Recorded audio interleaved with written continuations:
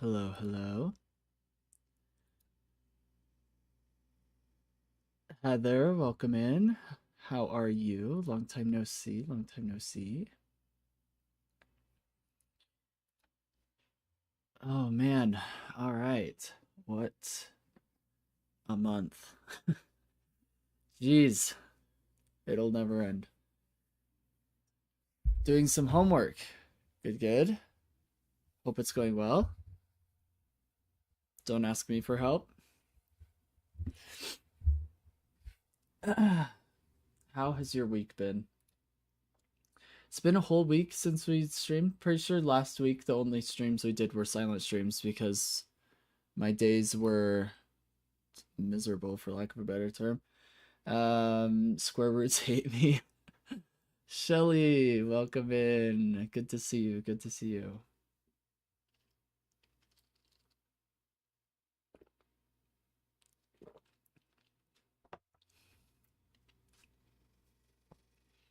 Alice says taco time. Dude, Alice, I was okay. Most people I feel like hate Taco Bell or have a really bad experience with Taco Bell or I don't know, whatever it is. And somebody once told me that every time they have Taco Bell, it disagrees with them gastrointestinally and they are miserable afterwards. But I do not have that effect.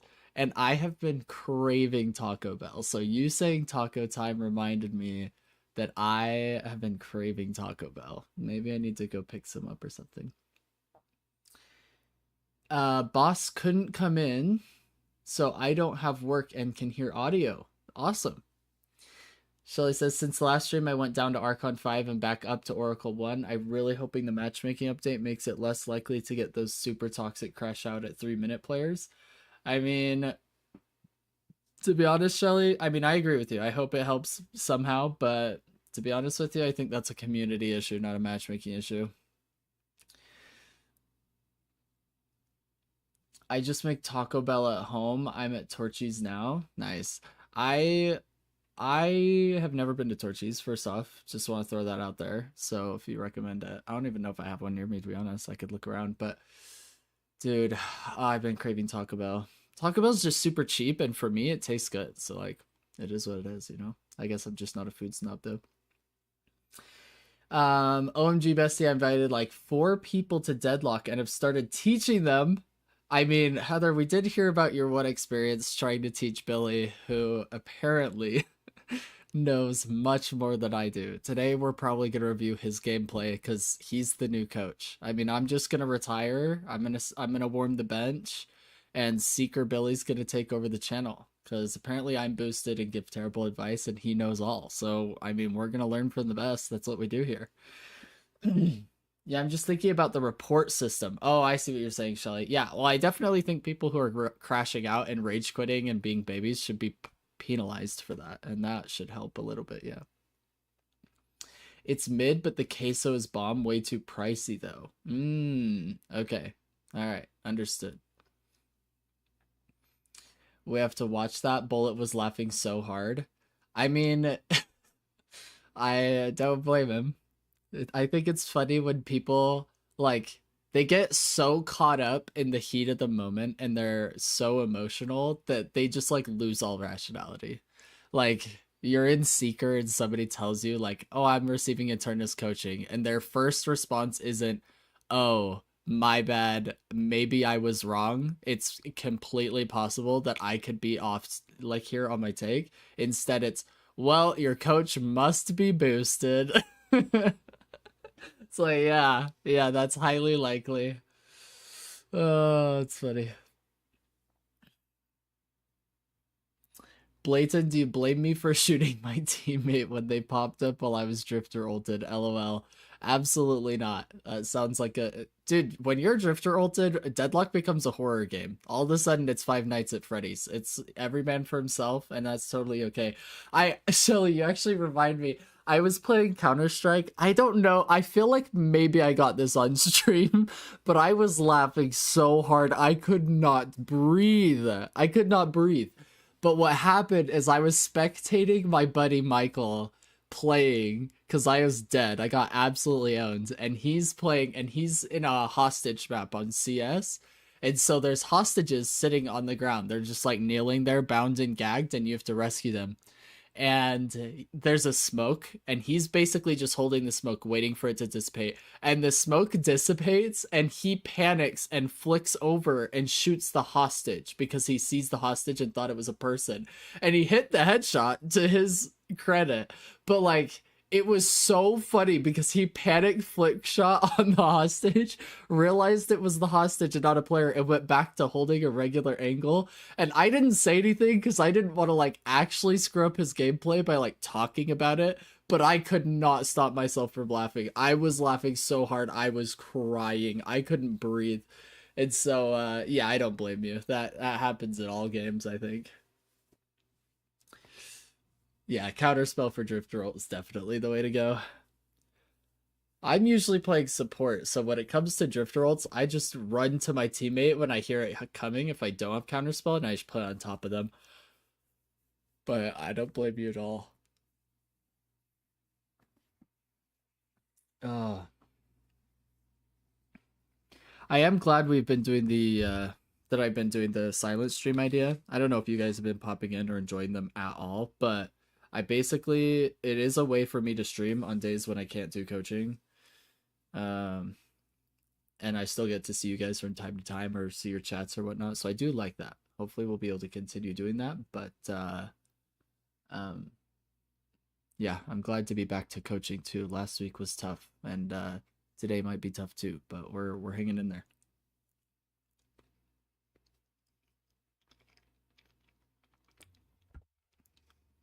I wanted it so bad that I forgot I only had it queued up and parried normally on the next drifter roll. Oh, Shelly, I parry every drifter roll. If you're drifter playing against me and you want to bait my parry, throw ult out. If I don't have counterspell, I'm wasting my parry every time.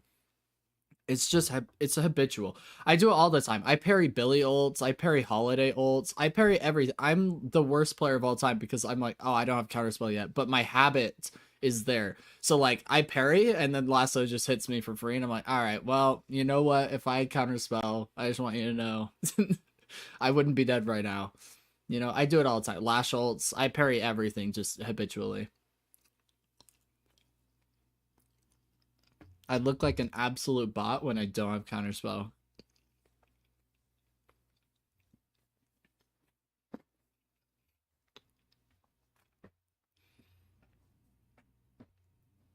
You could have been dead. You could have been. Oh man, I miss hanging out with you guys. I'm glad to be back. On one of my silent streams last week, my I think I ended up playing World of Warcraft at the end of the night because I was doing something with my guild, and I ditched my brother and his friends, like some of my buddies, to play WoW because I had an event. And they all got in my chat and they were like, I can't believe you left me for this game. I can't believe you're not here, blah blah blah. And they're all like bad mouthing me because I swapped games. And so I'm pretty sure that was the last silent stream I did. Is like it was pretty late, and I also think it was Saturday. Yeah, it wasn't pretty late. I take that back. It was like in the early evening, but it was Saturday. And so most people aren't available on Saturdays to watch the silent stream. And they were all just berating me in the chat. That was the last experience I had with chatters, was them just making fun of me and coming in here and being goons. It was a good time though. We had a good time. Your silent streams are always when I'm asleep, so I don't really know what happens in them. Yeah, I figure, Shelly. Like my silent streams are always in what is the evening for me, which is gonna be the middle of the night for you, because usually I'm silent streaming when I'm essentially like when I would be gaming off stream, quote unquote. That's when I'm like, well, I'll just throw up a silent stream so you guys can watch if you want, or just come hang out with each other. But yeah, for my EU members, you're probably asleep. Which is funny because a lot of the time that I'm silent streaming, I'm playing with people from EU. So they're just like either up all night or I don't know what's going on there, but it's like 7 in the morning for them or 6 in the morning or 5 in the morning, like whatever. And they're playing with me. I'm like, what is going on? I watch them and I'm like, man, I wish I could hear Blatant being so toxic. I'm not toxic. Although me and my brother did, we weren't toxic. Well, maybe you could classify it that way. But this guy who was being so dumb, and he was like, "You guys are throwing the game, blah blah blah, this, that, and the other." And me and my brother were like, "All right, we've had enough of listening to you. Let's point out all the things you have done and all the calls that you have been wrong this game, so you understand you're part of the problem. Like, we're done letting you just sit here and like tell everybody else how terrible they are, and then like just not realizing that you're part of the problem." So we definitely gave him a piece of our mind, but he had it coming for sure. It was yeah, most of the time though we're that you would just hear our comms.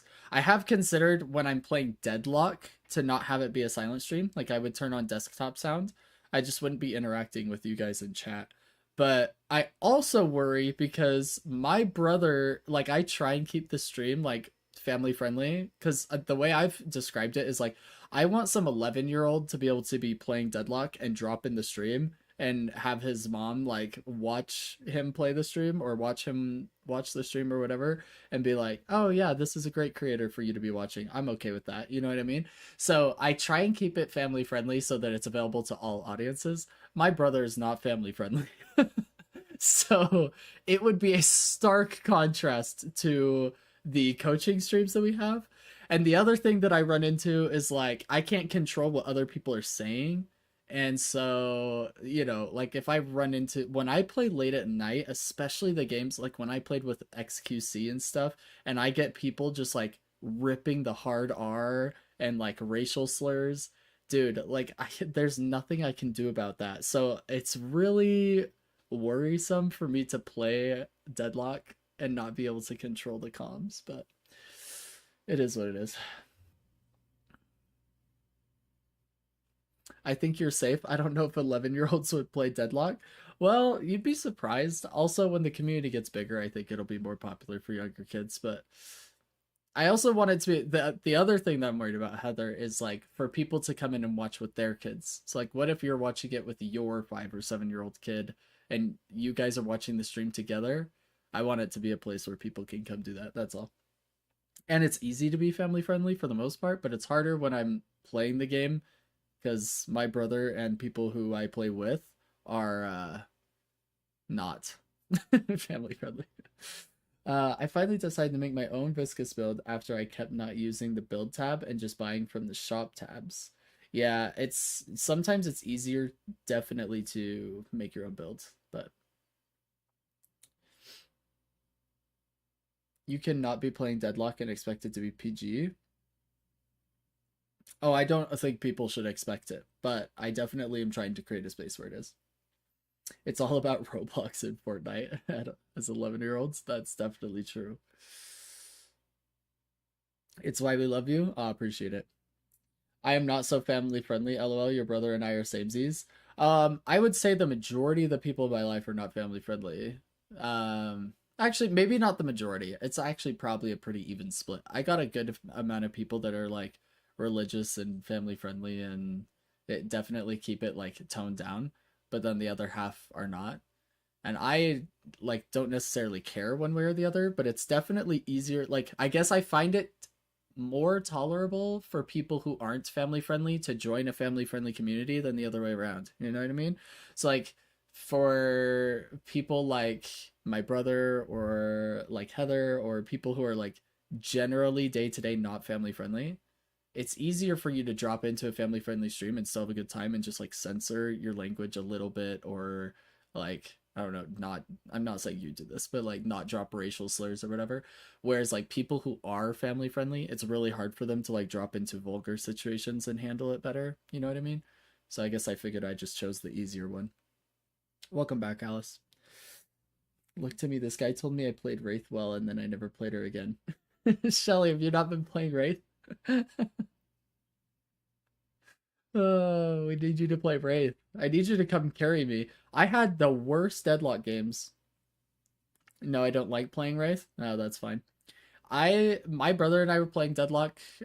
This might have been on SilentStream as well. I can't remember actually, but we were getting railed.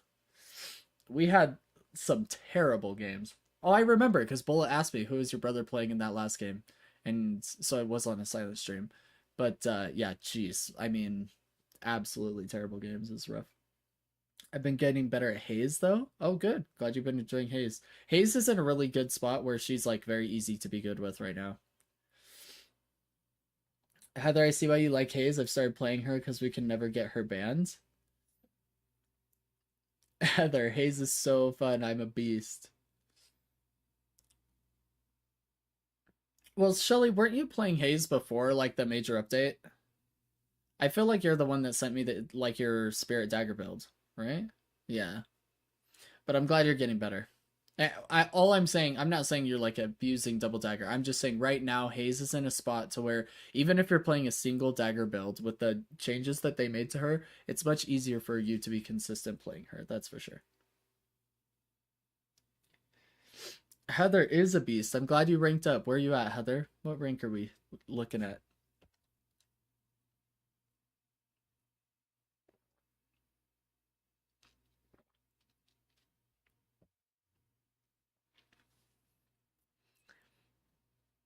Oh, the build has changed since you said, Shelly? Because I prefer playing her as a ganking roaming hero with good split push potential rather than for assassinations mainly.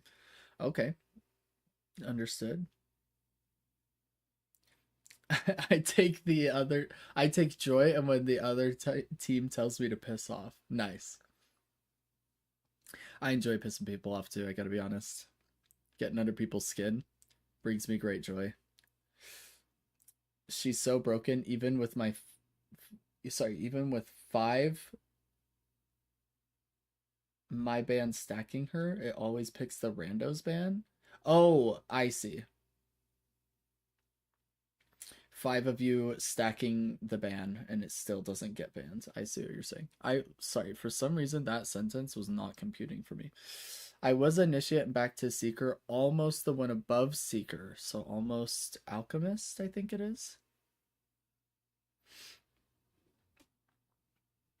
My bad speed typing was not double checking what was being written. You're totally good, Alice.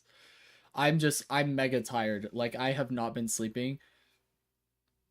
My I don't know if I told you guys this, but we've had a dog almost 15 years.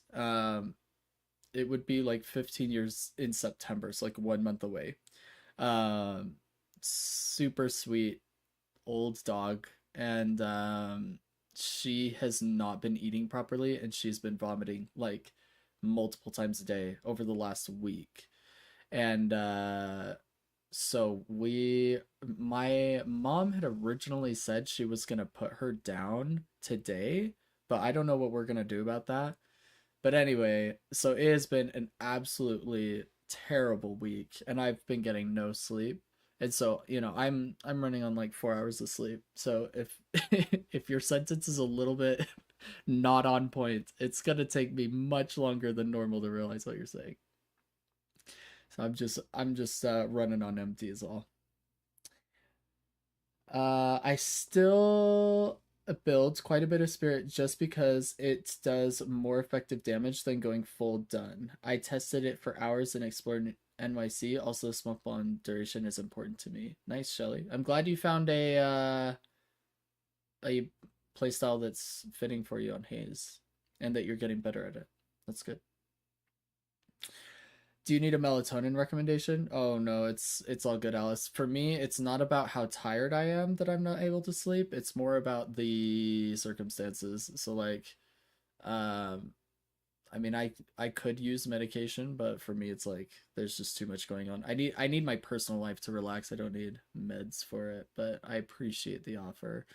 I've got stuff that I could take if I needed it. I just haven't been.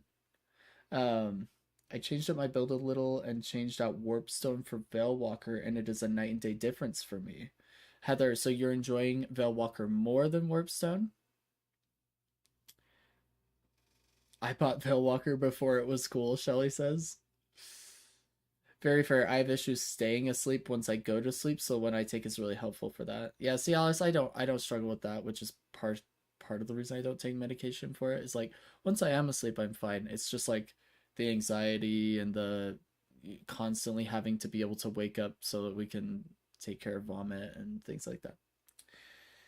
The double invis to get away has been a lifesaver for me. Yes, Veilwalker is better than Warpstone. Interesting. I prefer Warpstone because it helps me stay on top of targets with my ult, like if they're using escapes to get away or stamina or whatever. But Veilwalker's really good. Bladen even said it was overkill when I mentioned it. Now all the stupid double dagger builds have Veilwalker. Yeah, that's still my take on it. That's just because that's how I play Haze.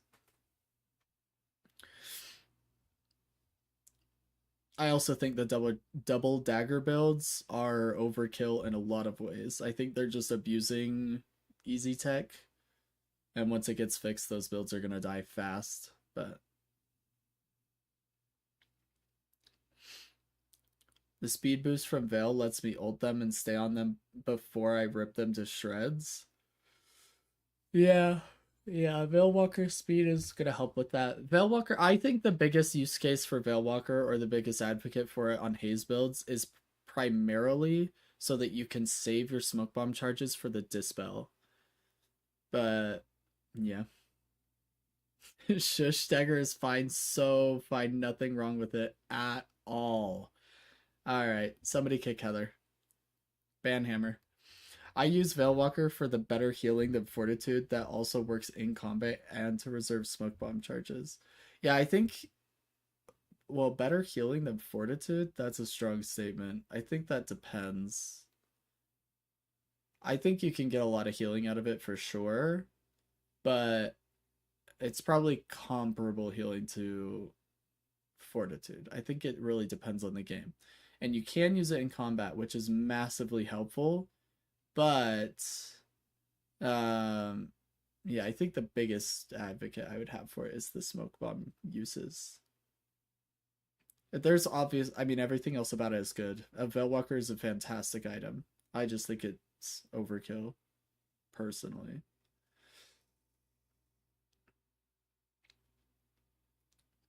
I have Fort 2. I survive way more. Yeah, it's a lot of green items. I think I just play more aggressive builds in general, which is why my take is that way. Like, I just don't. I usually pick one, and then the rest is going towards damage, but. Yeah, Fortitude and Veilwalker, that's a lot. Yeah. Well, that's kind of how I feel about, like, yeah, I mean, just in general, but yeah.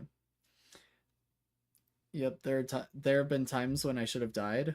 I mean, to be fair to Heather, whether this is intentional or not, but Heather is usually very, very, very far ahead in her Haze games because she's absolutely owning the players that she's playing against.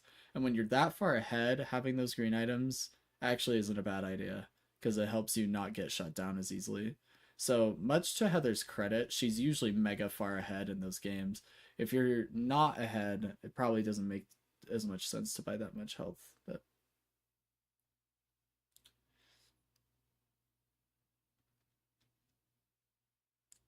and I stayed up and able to heal and mess them up again. Yeah. Well, and they just don't know how to punish you properly. So building those green items, especially with sustain, just allows you to maintain pressure way, way more. It's actually a good way of playing if you're going to be way far ahead and you're way better than the people you're playing against. So Heather's doing it right, but it's not something that I would suggest as a general rule of thumb for sure. Like if you ask me, hey, I'm buying Veilwalker and Fortitude on Haze, is that good? I'd be like, well, probably not. But I mean, Heather's like 15k plus souls ahead of these people, so sure, absolutely go for it. Buy a 6400 green item for all I care.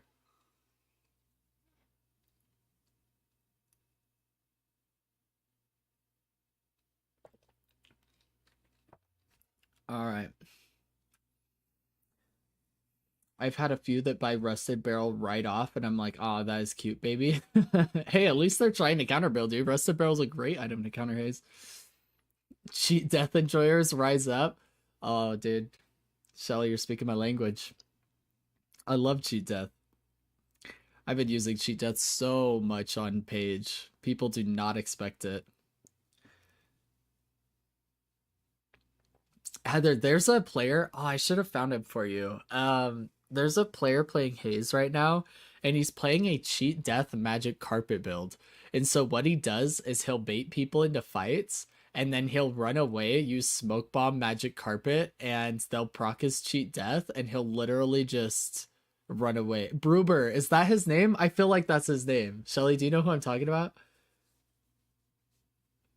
Yeah. Anyway, you should check it out. Yeah, Bruber Gaming. That's it. It's exactly it. Yeah. His builds are hilarious. I love watching clips from his stream. They're awesome.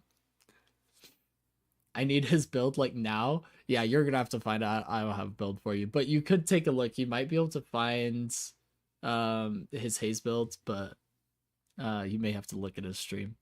But they're awesome.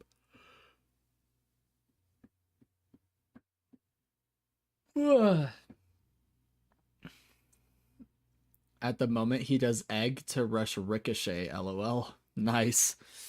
W. I've considered doing that for Paige, but my problem with egg on Paige is that Paige actually has really good early game damage, so it would like hard curb my lane pressure to reduce my damage that much. But it would also help me in games where I want to like rush Divine Barrier, for example. So I don't know if it's worth that trade-off. I've never found it to be worth it on Paige because I am so aggressive in lane and she has such great early game pressure that giving it up feels like a waste. And then farms the entire enemy jungle and buys carpet plus cheat death plus unstop. Yep, that's Bruber. It's fantastic. I'm the jerk that will pick on the weakest players on the other team and just assert my dominance over the highest ones. Sleep diver to the face and staring at them hurts their ego. That's awesome.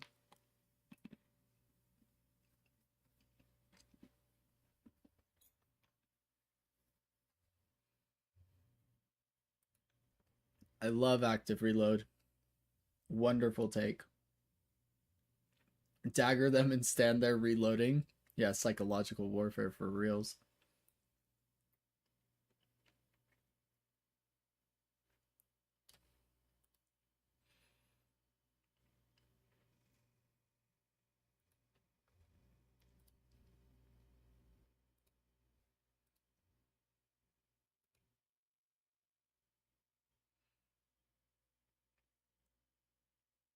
All right. Should we hop into some coaching, some deadlock?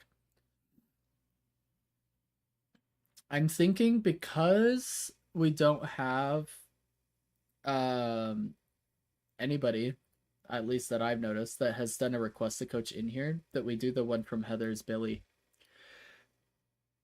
Oh, excuse me.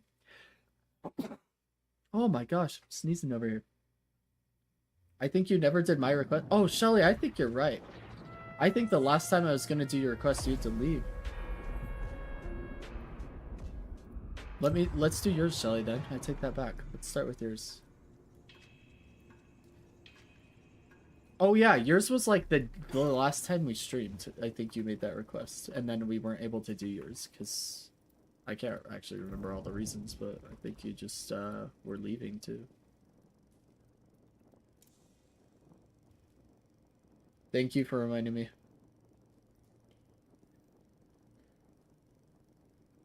Crab and Samurai won't be on. Yeah, I appreciate you letting me know, Alice.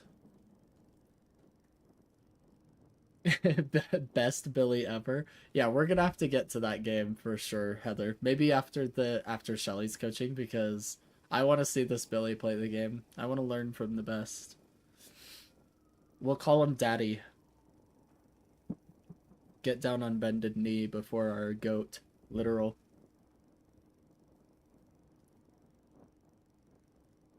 Do you want me to do the old game or the one you just posted? Which one do you prefer? Up to you.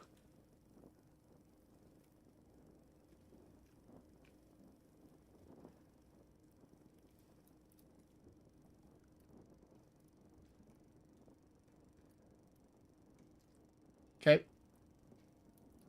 Not a problem. Let me pull it up.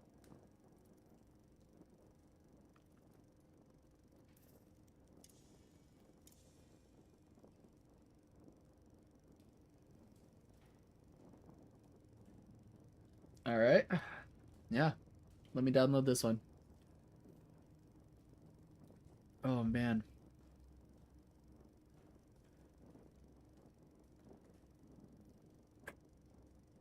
I think the lack of sleep is getting me sick. I feel sick if I'm not sick.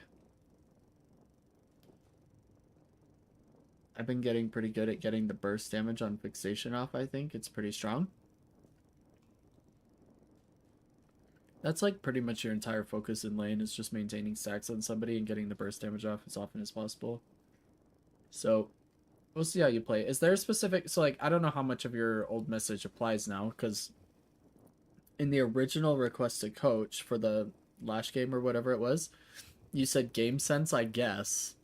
Do you know what it is that you want to focus on for the Haze game? Like, do you know what it is that you feel you're weak on that you maybe want me to focus on the most, or do you not know really?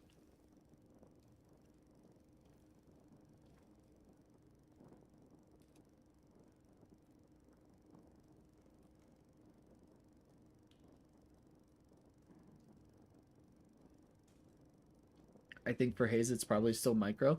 Okay, we'll take a look at it. Jeez.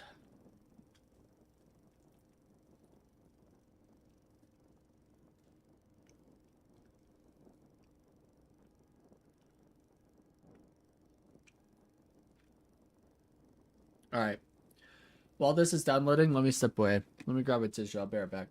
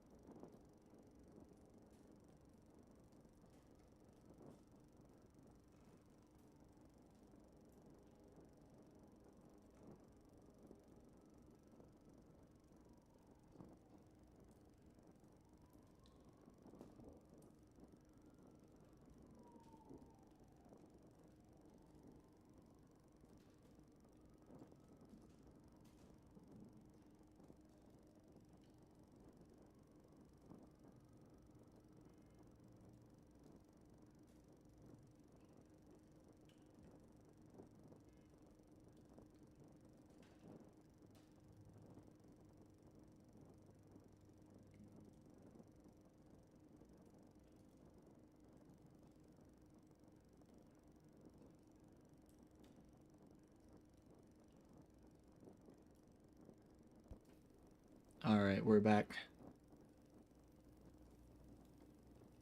Okay.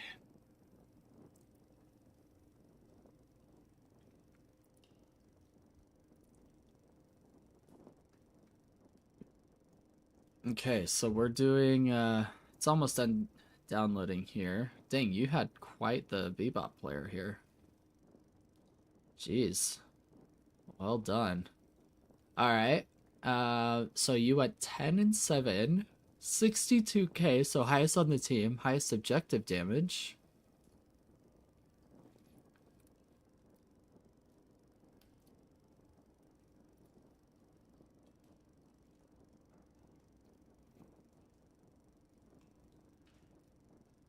Okay.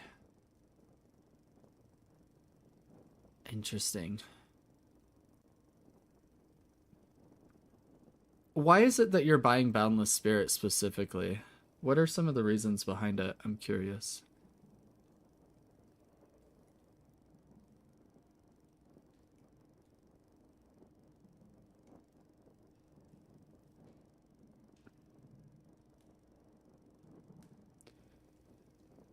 Mainly for wake up duration. Okay.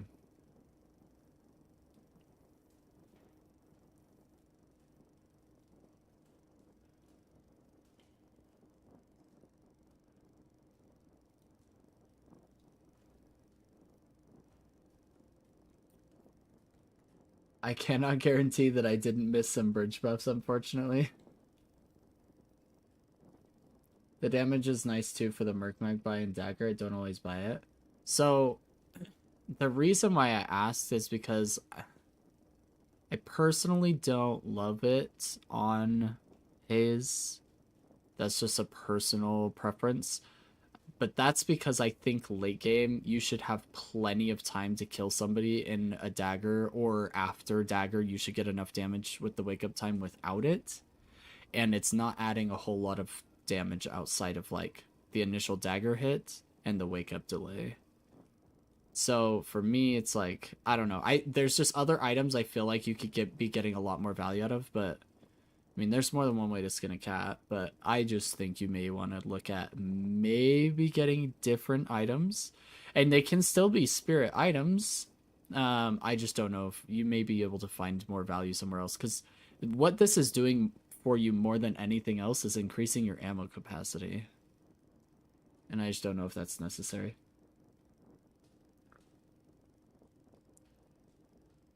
What would you get instead of it? I mean, off the top of my head, I would get another gun item personally, but well, I guess we're just looking at items, but like things that I would consider, what am I doing? Is, well, usually something more defensive, so I would strongly consider like E-Shift, or, I mean, Magic Carpet is a crazy take, but I mean, I've seen what Bruber does, or you can even get something like Focus Lens, which is a crossover between defensive and offensive. If you want Spirit, you can also get Spirit Burn, I suppose, because your dagger is probably going to do enough to proc it like instantly. And it's going to add a little bit if you don't have any other anti-heal in your kit. But usually you're going to be wanting to get your anti-heal from like Toxic Bowls or something, but you can get that. You can get Mystic Reverb. This just adds a lot of damage to the dagger as well if you're building for it, like Shelly seems to be. Other items that you can get are going to be Cheat Death, and then you can also get like Spellbreaker or Plated. You can also get Indomitable, which is massively helpful, especially with the cooldown reduction after getting that CC, or Unstop.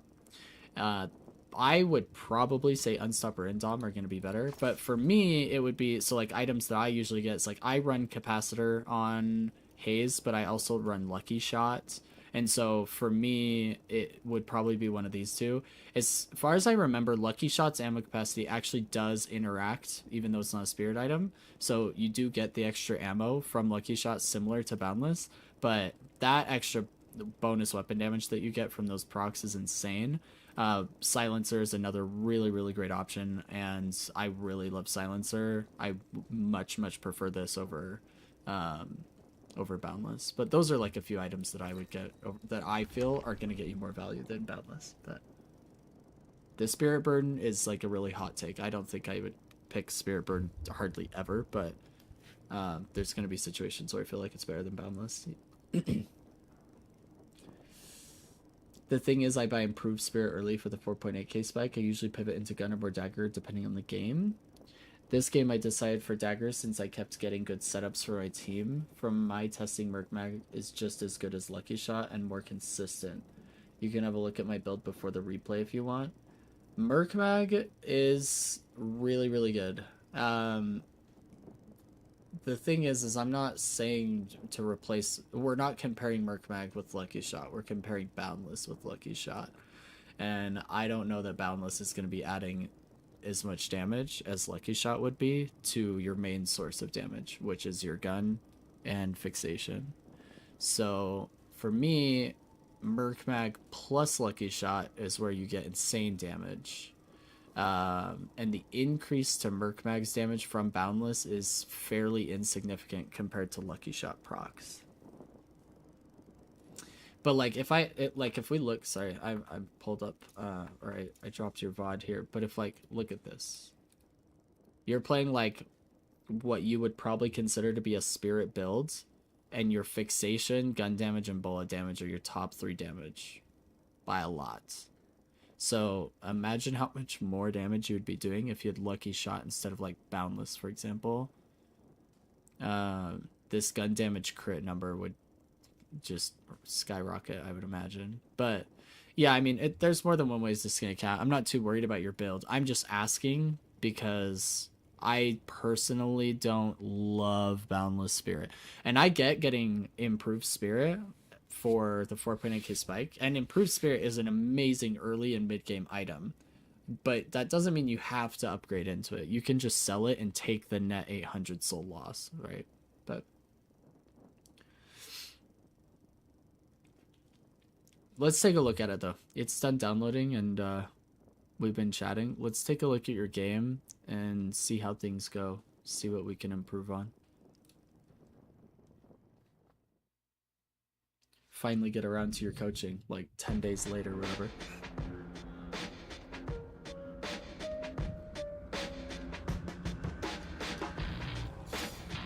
Paradox, your mind is ablaze with possibilities. I look forward to seeing what you claim as your reward for completing the ritual. Time to watch me fumble? No, you're good. Don't worry about it.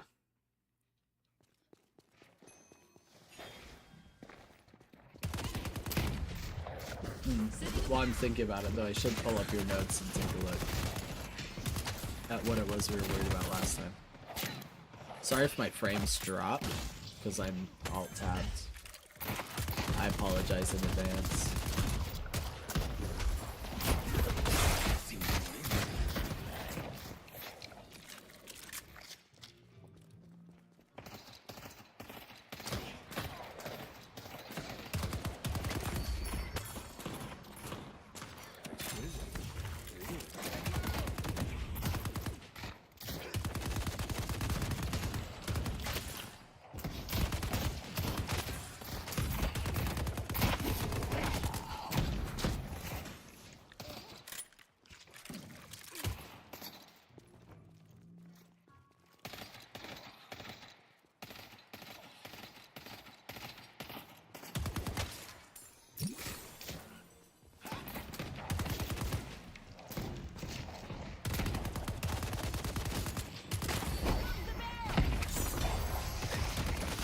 Nice.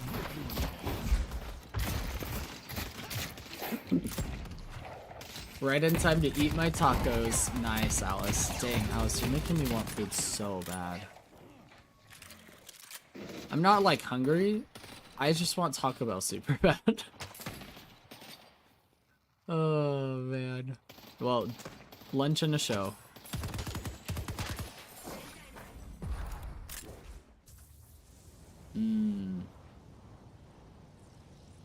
So, okay, answer me this, Shelly. Why did you stay around to finish the heal minion just to reset anyways? I feel like this reset is just completely unnecessary. I feel like you wait that next wave that was coming in, you get that heal minion, you're back in it. Like, we're chilling. If you were gonna reset, it probably should have been way sooner.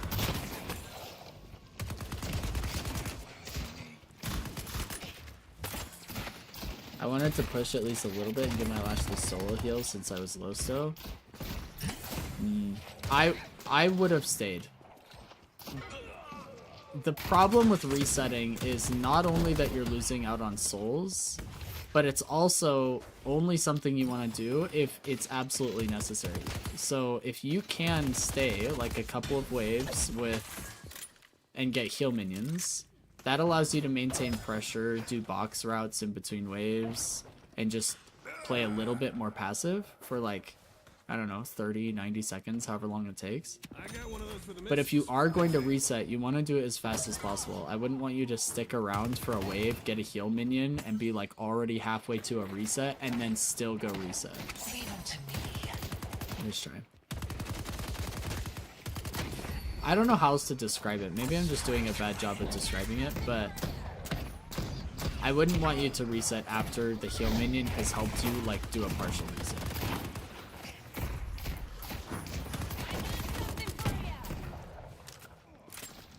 Good use of infinite ammo though as you're sliding around attacking these guys.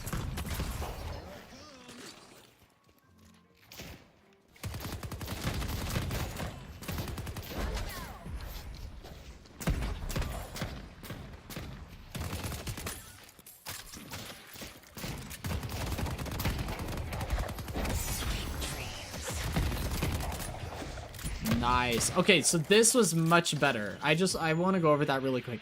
The first time you fought her, after you hit dagger and punch, you just like stayed there beaming her and like she traded a lot of damage.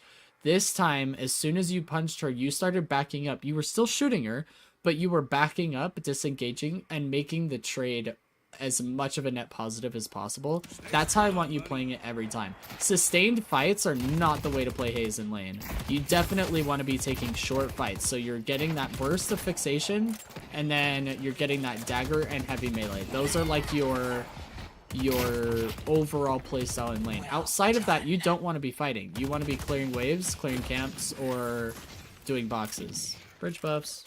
Oh, good, you realize it. Okay. So these short engagements that you're taking, like that last one, was really good. That's exactly how you want to play it. Outside of your fixation burst and your dagger, you do not have the kind of early game damage to be taking fights. You'll almost always lose the trade is the problem. Nice.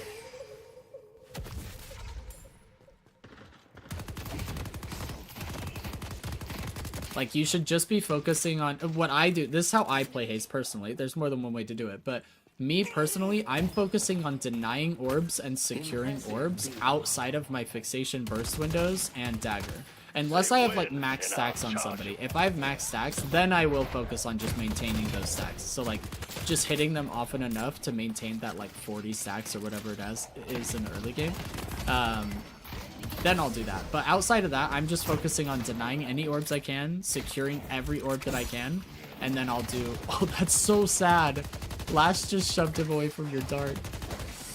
But other than that, it's only the fixation and the sleep daggers in lane that you want to be taking engagements for. Time to disappear. Because your damage is actually fairly oppressive in those windows. Outside of those windows... See, like, okay, look at this. This is the problem. Hold on. It's not resetting, so we actually get a good idea of how much you took here. You took nearly 600 damage right here from both of them because you're fighting 1v2, right? So I would have played this differently, and I'll go over that in a second. But look at how much damage you do in comparison. So look at the trade you just took.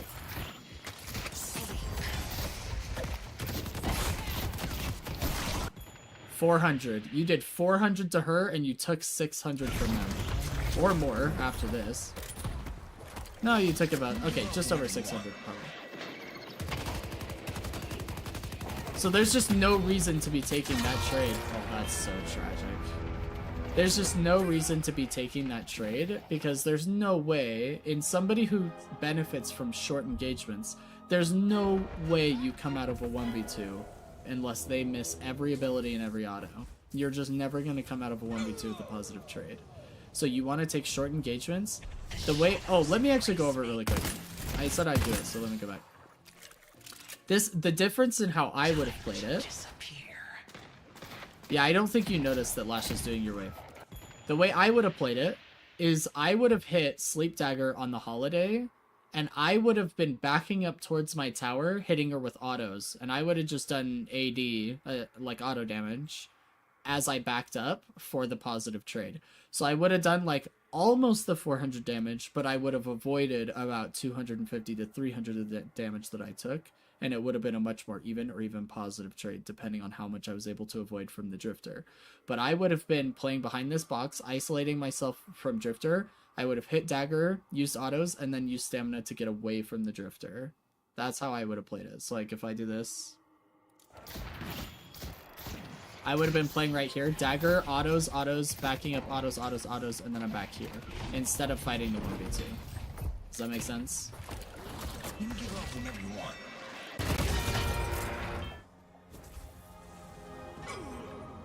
You do not want to take open 1v2s. If you're a short engagement hero, you want to isolate 1v1s, do your burst damage, and then take as little damage in return as possible so it's a positive trade. See, that was perfect positive trade. You took 100 damage from minions, and he took 550 damage from you. That was fantastic little game there. That's how you want your entire lane to feel. is you take 100 damage and they take 500, and you just call it a What's the day. matter, all gettings? Got out with old Bebop? There's some decent gear I can buy.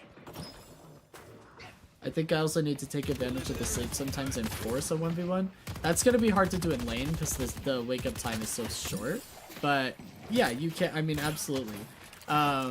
You can, like, for example, sleep Holiday and then fight Drifter. The problem is that outside of your fixation burst, that's like it. So like you basically sleep one and then fixation burst the other and run for your life. So there's not a ton to do, but it is one way to do it for sure. See, now you back up. You have no dagger and you have no fixation burst. Unless Lash is gonna do something crazy, we just back up. Go do your sinners or something instead. This like arbitrary extra 100 damage that you did is not as valuable as doing your sinners on time and getting it to start come off cooldown. Like start its respawn time right now.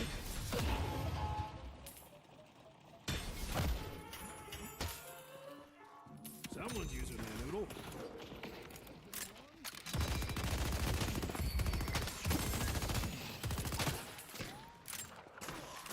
Does it make sense what I'm saying or why I'm saying it? Is it like gelling with you, or are you still like, I don't agree with that, or I don't understand why that's your take? Let me make sure I'm being clear. Oh, it's sad. Yeah, it does make sense. Okay, good. You think I'm gonna slow down? I've got bad news for you. Okay, you got your burst, so we want to back up. We don't want to take any trades from her barrels. Death slam's almost ready. Good job using infinite sliding. Dance is ready. You think you're Oh, excuse me. Your Lash has ult soon. You guys should just set up a double ult.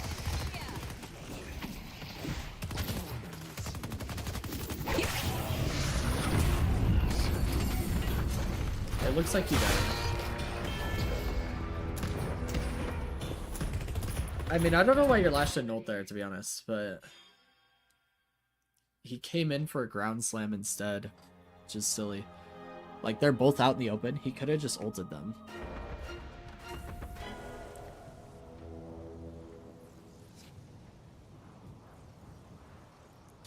Did you ask him to ult, or ask him if he was going to ult, or did you just assume based on his ping?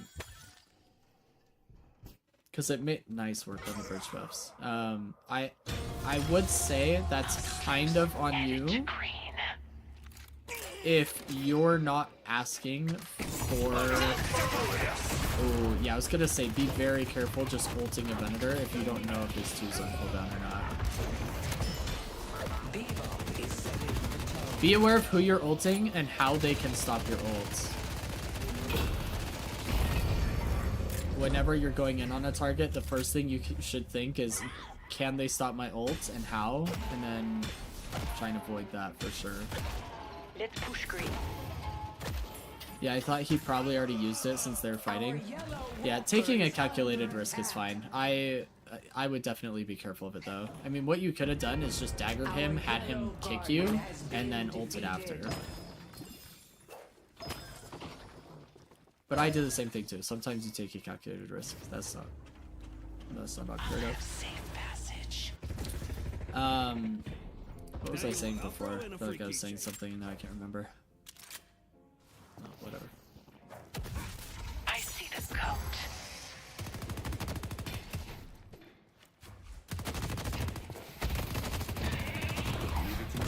You are gonna lose this trade. Oh, nice parry.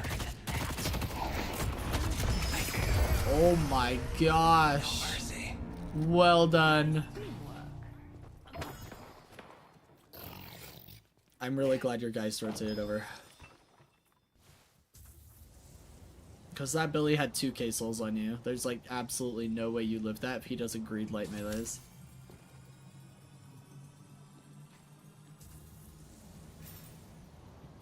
But I guess I should have assumed if he has it, if I don't know. Oh, that's what I was talking about. Yeah, I would say in general, it's if I'm coaching you, then it's on you to communicate with your team and know things. Like if you go, oh well, I assumed Lash was gonna ult. Well, Lash doesn't know that until you communicate it to him. His small brain is going zug zug must kill bad guy, you know, use ground slam for no reason.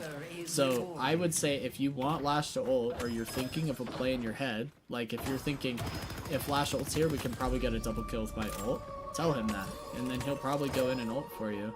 So I would definitely wouldn't assume he's going to use ult and then play like he is and then get lassoed under tower. That's going back to what happened on that other death. But yeah, that's my coaching for you, is like communicate that with your teammate. If you've got a play you want to make, set it up with them.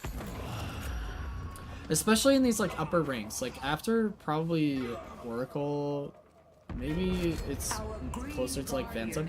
People like making plays with their team.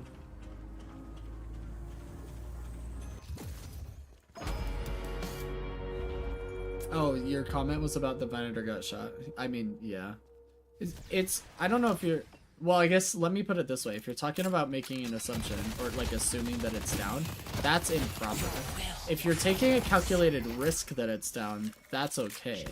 The difference between the two is really, really small, outside of game knowledge and intent behind your actions. So the only difference between the two is that in... Nice, this is really good. The difference between the two is primarily that... Wow, what a psychopath for coming back in on you. Jeez, sorry, so much is happening I can't even focus on what I'm trying to say. The difference between not... or just assuming that something is down and taking a calculated risk that it's down is that in one scenario, you have thought out possible outcomes of the fight that you're about to take, and you're taking calculated risks to try and come ahead in that fight in any way that you can. The other one is that you're just unaware of what is available to them, or you're making assumptions on what is down and what isn't that is going to be detrimental to your overall gameplay, because you're going to be making bad plays off of these assumptions, whereas calculated risks can be really good plays because you know what's happening. I don't know how to better describe that. I feel like that's a really poor description.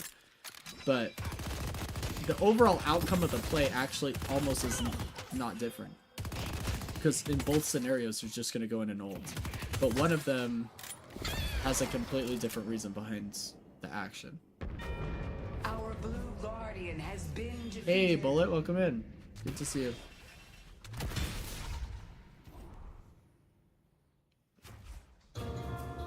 Yeah, and that guy said was like, they were already fighting and I'm full HP. He probably doesn't have it ready, and if he does, he's dead anyway.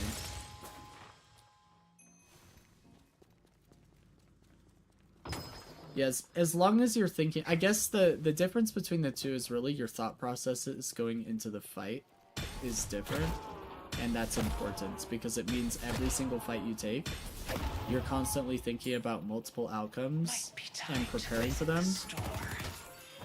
The other thought process going into the fight is, I'm just gonna assume that this is gonna go really well for me all the time, and then I'm gonna wonder why I'm constantly getting punished in these fights, or why I'm constantly losing these fights, and it's just bad. I wouldn't have daggered there. I would have gone to parry on the sinners.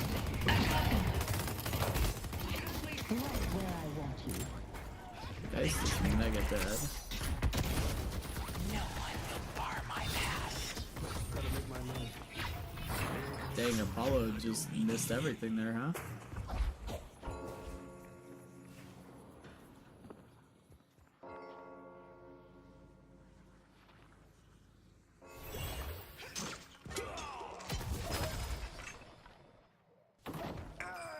I go where I wish. Our blue walker is under attack. Could be anywhere. Grow stronger.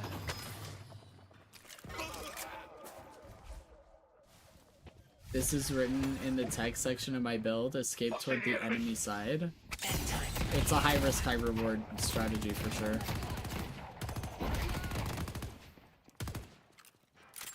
The problem is if you run into another hero on their side of the map. And you have very little support, but sometimes they're not looking for you there, so... Hence high risk, high reward.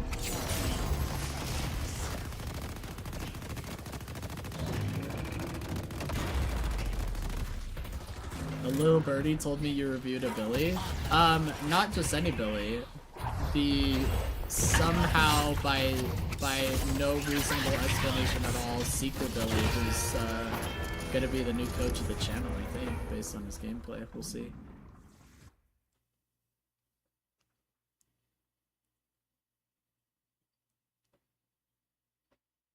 I literally cannot wait. I'm excited to see it. I can't wait to learn from this guy. I mean, clearly I'm not as good as he is. I'm just boosted, obviously. His advice is better than mine. I gotta learn how to coach better. I'm learning from the best here. I'm really just trying to get better as a coach, and I'm using Seeker players to do it. This is gonna be an insane escape if you get out here. You deserve to die. Playtime. I'll slip through them. Holy smokes. Nice work.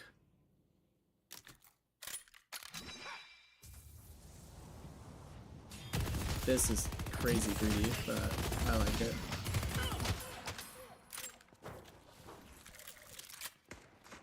On the move. Yeah, that was good. That was good pathing to fake them out. I liked it.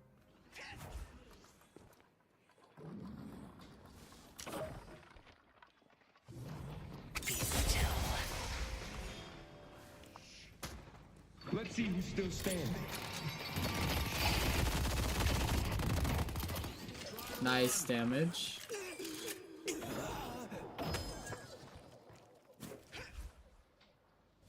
No one will bar my path. Our yellow walker is under attack.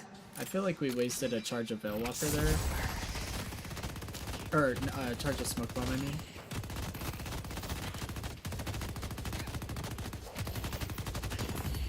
Take this gift. Need help on Greenwich.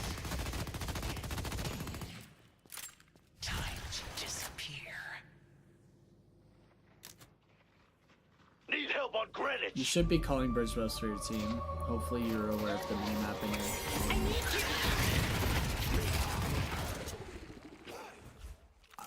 not my favorite ult. You could have killed them without the ult, but I know you're just trying to secure it, and you're trying to kill him quick so he doesn't like dive your page or whatever, but I mean, your page had just ulted. After hitting dagger, that guy's dead. I don't think you needed to commit ult there. I think you'll agree in hindsight, but I want you to try and be aware that it going into the fight, like, so okay, so let me actually explain further what my problem is with this. Here's what I think happened, and you can tell me if I'm wrong, but in my mind, you went into that fight thinking, I'm gonna ult this drifter and kill him, and you didn't change that plan based on the scenario. So like, you were going, I'm gonna go ult this drifter and kill him before he kills my page, but then page ulted, and you should have thought to yourself, your plan should have changed instantly and gone, wait a second, Paige just got a heal from her ult and stunned him near the walker. He is now on the defense.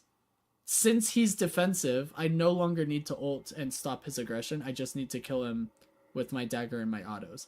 And so your plan should have changed and you should have saved ult. So I think after seeing the page ult, you still went in and executed your original game plan, but I need you to be more adaptable. I need you to be able to go, wait a second, the situation just changed from when I originally pulled out a play from my playbook. So that's what I want you to take a look at in your next games playing Haze, is I want you to recognize how quickly you need to make these decisions, but I also just want you to recognize if the scenario has changed and whether you need to change your game plan. You can with time, Shelly. This is not like inhuman that I'm asking of you. I'm just saying, like, in general, when you go into a fight with a game plan, I need you to be observing everything that's happening and recognizing whether you need to change it or not. because you went into that with a I'm gonna ult them, but you didn't change it when Paige ulted. So it'll come with time. And sometimes, like for example, that fight may be something that you're not used to, and so you're not gonna be able to react that quickly right now. But as you like exercise this muscle in your brain of, did this situation change? Can I still execute this plan? Did this situation change? Can I still execute this plan?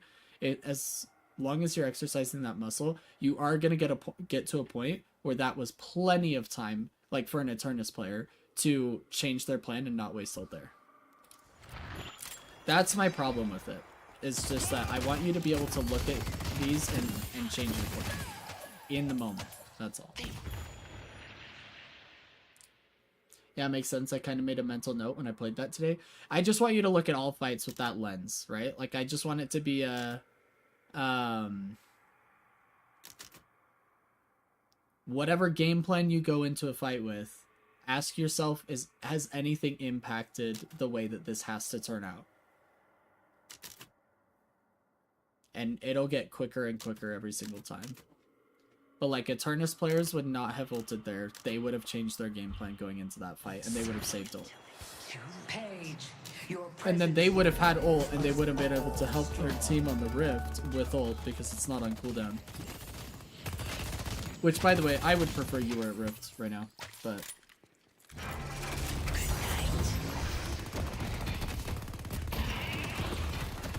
Let's push Broadway. Nice. I'm really glad you were paying attention. Ooh, I don't like that you punched them though. Oh, why didn't you parry? Next time, Oh, awkward. I go where I wish. Okay, really quick. Well, actually, I don't need to pause it. In general, after about 20 minutes into the game, you're gonna do more damage by shooting somebody in the head than you are by heavy meleeing them. Heavy meleeing after dagger is a laning phase thing. After lane phase, I would just shoot him in the head, especially if you build weakening headshot. Like, just start beaming that guy.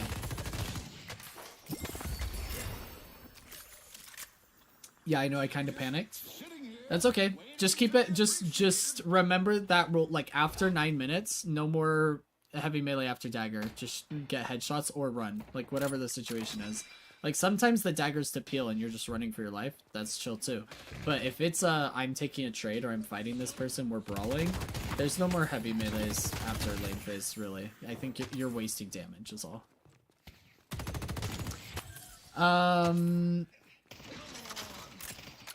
Yeah, but I'm sorry. I'm glad that Shelly answered your question because I saw it and then I forgot to respond. Sorry, it's so much spam in this game.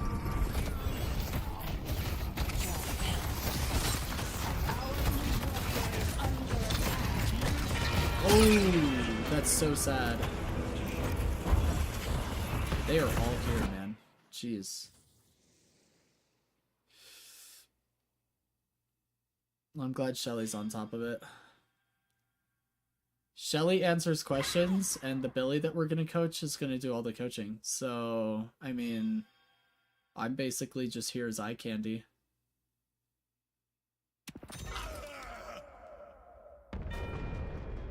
Nice work calming it, Shelly. That is absolutely the right play, by the way, is I would have had my team, trade Blue Walker for the Yellow Walker or whatever it was that we lost.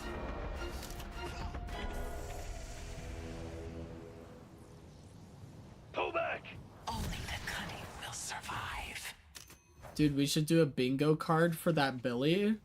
I mean, I do not want to set up a bingo card, but if you have all the freaking squares, we can set one up. I'll draw it on the notepad and we'll play bingo with it. But you'll have to be the one to come up with all the little squares. I'm way too tired today, and I'm not big enough brain for that. I'm not as big brained as this Billy, so I probably can't come up with something like that. I'm just boosted, Bullet. I don't know what to tell you. They're all at yellow and someone has the earned blues free. Nice work, Shelly. That's a beautiful comm. Good awareness of the minimap to be able to make that comm.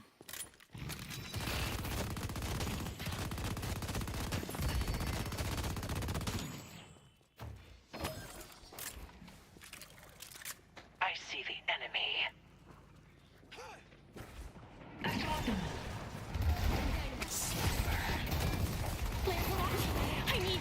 Oh, so sad. I hate that. Paige dies while channeling ult.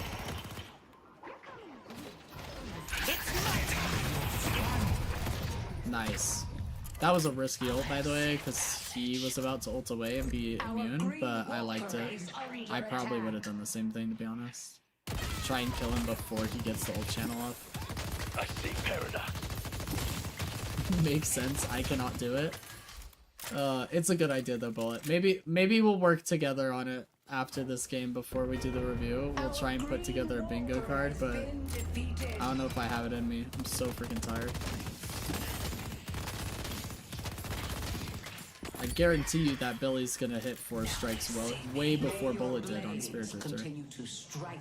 By the way, Bullet, if you haven't already, there's a video out by, I think Vegas made a video of him playing Spirit Drifter. Guy absolutely dominated the game too. Highly recommend you go watch it. The shadows You saw him? me. Yeah, it's freaking disgusting what he was doing. I love this, by the way. Except I don't think Oracle players are smart enough to actually get to this bridge buff. That's why it's been up for 40 seconds. Vegas and Corey are really good, yeah. Vegas is one of the best players in the game. I just don't like him. But he's super good at the game. Vegas just rubs me the wrong way. He's just like overly aggressive, I guess, in general. Our personalities just don't mash very well. Yeah, he's like Deadlock's XQC, and I don't love XQC either. I've only played one game with XQC, like I've only queued with him, or queued, not with him, but into him one time. He was on my team playing Abrams, and like, it was off stream, I'm pretty sure too, because it was like 5 in the morning, and I don't think he was live, but my guy is the same on and off stream, I'll give him that. He's not fake at all, but that's also a problem, because I'm not a massive fan of XQC. Like, usually, I don't really love talking bad about people or whatever, and I usually don't have a problem with people, but I'm just a very different person. So, we're just different. Very different. And I didn't enjoy playing with him a whole lot. He's such a man-child. It's probably a fairly accurate take, yeah. Sometimes the simplest tricks are the most effective. Yeah, Smoke Bomb Bullet Life still did come in clutch there. I thought you were dead for sure. Also, whoever threw knockdown on him, your page or whatever, that was massive.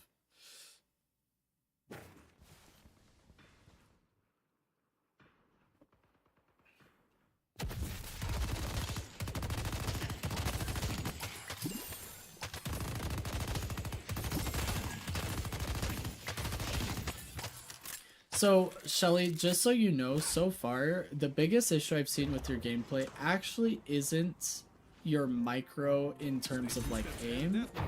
It's your micro in terms of... You were a little early on that smoke bomb, by the way. Try not to panic. Just because... Sorry, I just want to go over this really quick. If you're going to be somebody that's trying to extend, you had, like, 25 to 30% of your Veil Walker left. Look at this. It was, like, right around here.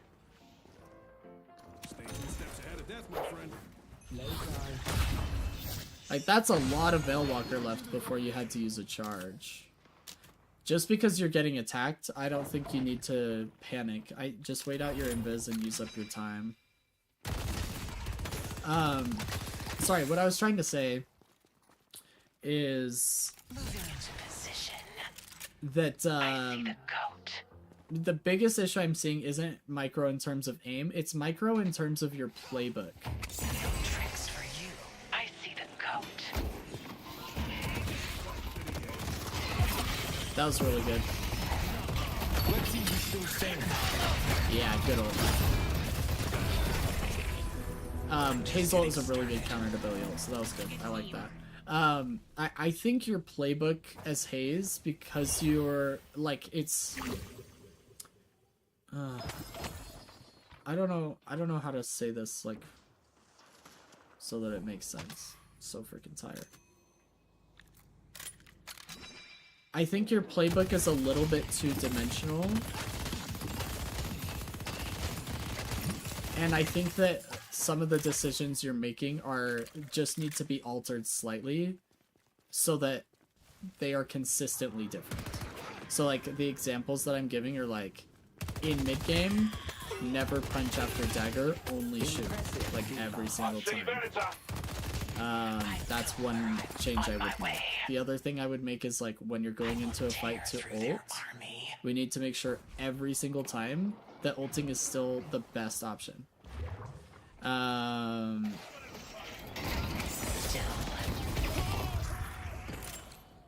Let's go meet. I'm trying to think, there was one other one I had on the top of my head, but now I can't remember. Brain is just too small. But I think in general, I think it's not like your aim or you missing daggers or how you're utilizing charges of your smoke bomb. It's really just the playbook. There's just a few things that I would do a little bit differently that are I think they're gonna help you feel more consistent with Haze if you implement these little changes like all the time. Like there's going to be very, very, very few scenarios in which you wouldn't do these things.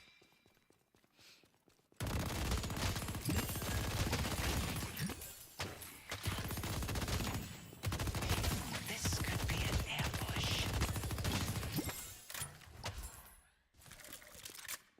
I pre-coms mid here, love it.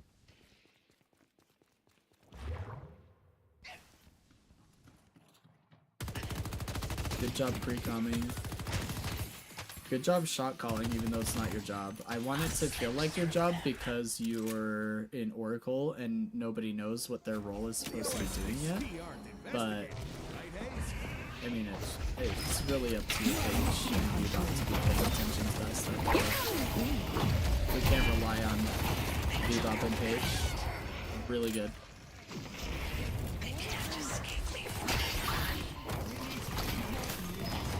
Do you do any sort of aim training, Shelly? Or have you?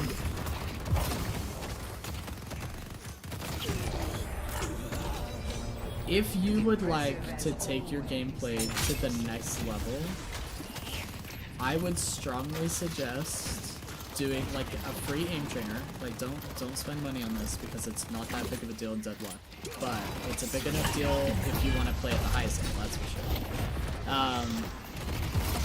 I would get like aim labs or something free, and I would do tracking training on the smallest target they have. So what like usually they'll have tracking things that you can do, but they'll have it like, see that punch? Wasted damage. There are, oh, if that page ult hits, oh, that's so sad. There are aim training that you can do on like different size targets. I would do the smallest one and I would practice your tracking. And then I want you, every time you're playing Deadlock, especially on heroes like Haze, I want you to be trying to hit headshots on targets, especially when they're not shooting at you and the pressure is lower. But in general, you're hitting their chest a lot. You're gonna do way, way, way more damage if you're hitting their head more often. But it's hard. It's very difficult. That punch was just because I was behind that fence. That's fine. Aim Labs is really good. They also help with sense. Yeah, sensitivity can help a lot. Especially if you haven't played shooters to where you've dialed in the sensitivity really well. I would suggest you do that. Is that a Spirit Drifter? No.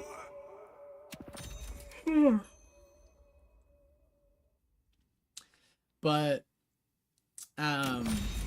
in general, the headshot multiplier, especially on gun heroes, is just insane. So the more bullets you can hit on the head, the better, obviously.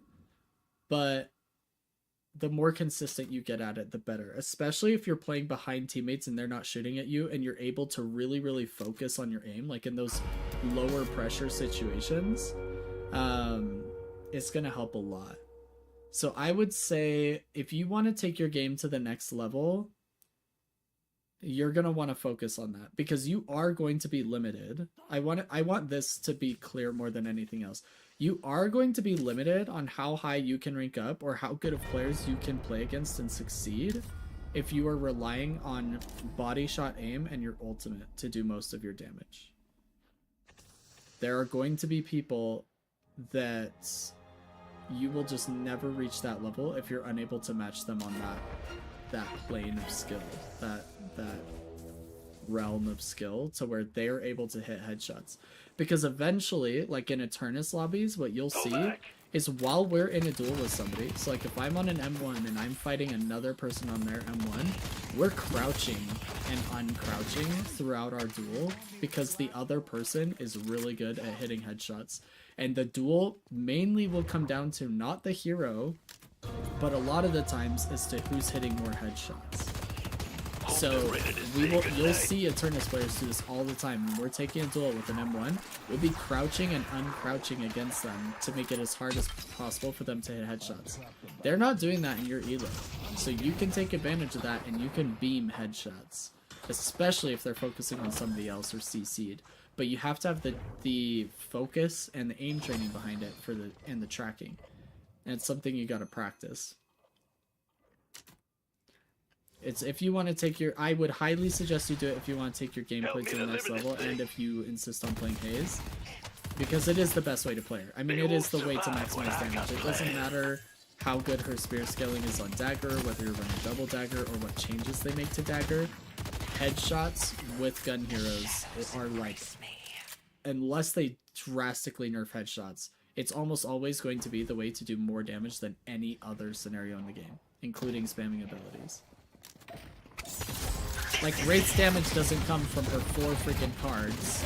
It comes from the 17,000 damage she did from the headshots charging up the cards. The cards are just cleanup or secure or a way to proc abilities like Merc Mag, etc. Or, you know, easy to secure AoE damage, etc. But like your actual optimal damage is headshots. Let's go to Broadway. Oh, that's super important. It's part of why I don't like Wraith LO. I mean, of all the M1s, you are picking the one that requires the least amount of aiming to be consistent with. But I'm telling you right now, like if you are asking me, Coach Wayne, how can I play my hero to the maximum? Like what is the best way to improve or the best way to be playing her? It's gonna be aim. There's a huge aim component to M1s. Even if you're playing like a M1 as a pick hero like Haze, you still need to be able to hit headshots after your sleep. And if it helps, you can buy items like slowing bullets or slowing hex or both and make it so that when they're moving away from you, they can't move as quickly, they can't jump as high, and it's going to help you with your aiming. But if you watch pros play Haze, like if you watch Parzelian play Haze, the guy is tracking their heads like a freaking bot. I mean, it's like half aimbot out there because he knows that's how much damage it's gonna be the most amount of damage possible.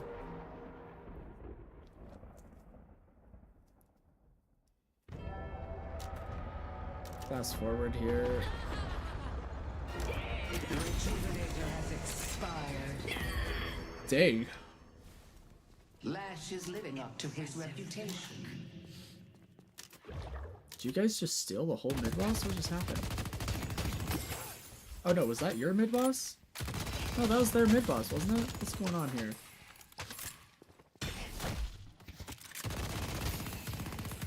Headed to Greenwich. Ready to use item. You're coming with me. Oh no. The Rejuvenator has expired. It's a horror game.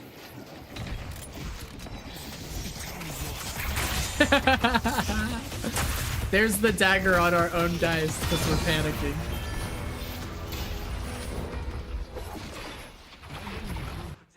I called out Paradox having ult up, but my team just stood in the pit. Unfortunate. Healing dagger. Yeah. Yep. Okay, well, fast forward. We'll take a look here. So we lose the fight, and then we lose the ropes.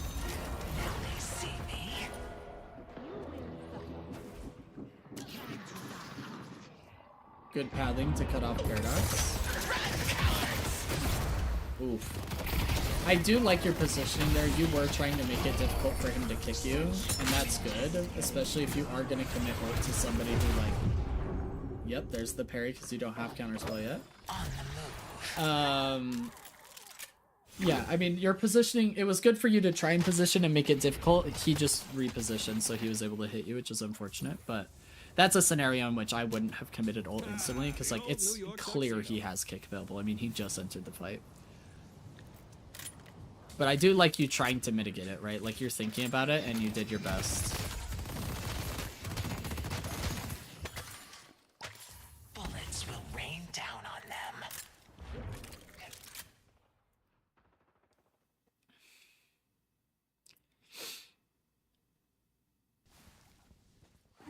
I personally probably wouldn't have even slept him. I probably would have just started shooting him, let him kick me into a wall, and then I would have slept him after and ulted. It's just a different play you can throw in the playbook, because you don't have to open with dagger. You can bait their ability first, and then dagger ult after.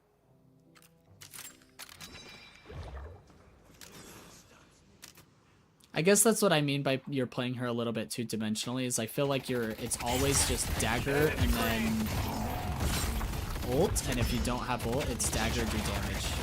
See, look at that headshot damage, man. It's unfreaking rivaled. There's nothing that beats it in the game.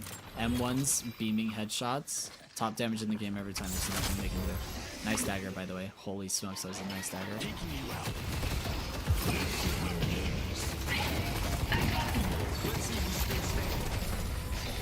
Dang, unstop on Paradox? That's an interesting play. I don't agree with it, but... Chaos amongst the hidden king's thralls.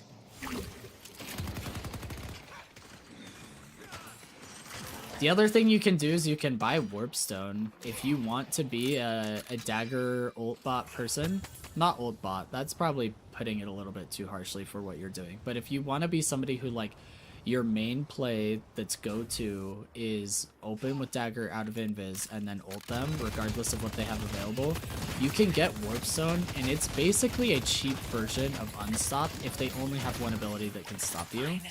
Because what you can do is you can ult him and then Warpstone behind him and he'll just kick nothing. Like, I'm talking about Venator specifically, like that one fight.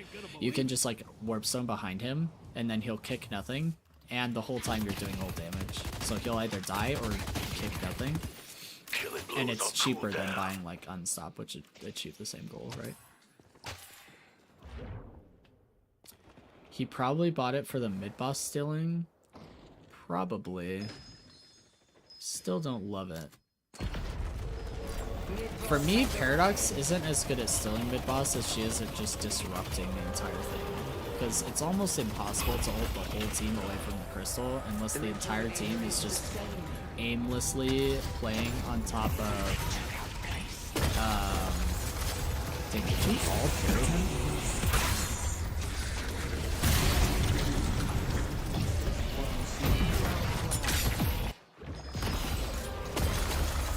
I think this is your fault, Shelly, and I'm going to tell you why. The rejuvenator is descending.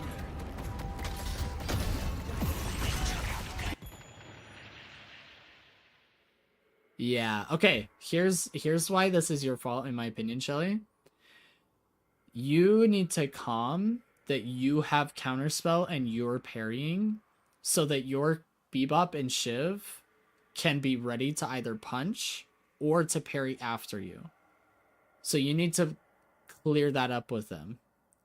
Okay? If multiple people burn parries, he steals a crystal, just like he does right now. What you say is, I have counterspell, I'll be first parry.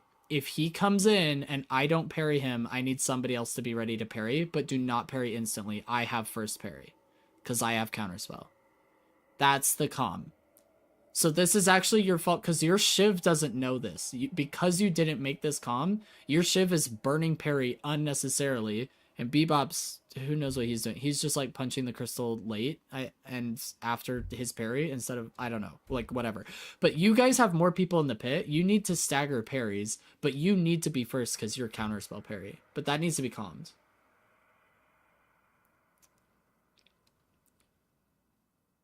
While Rejuve is dropping, it's not hectic.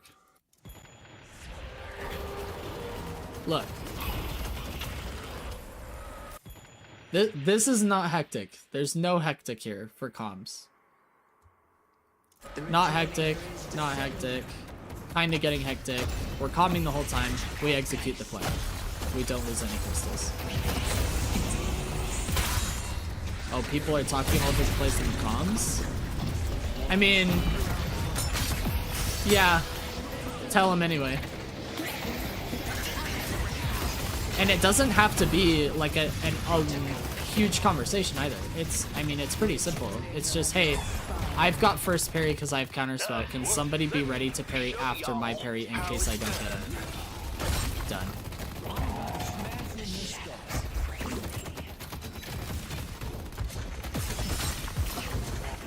Oh, so sad.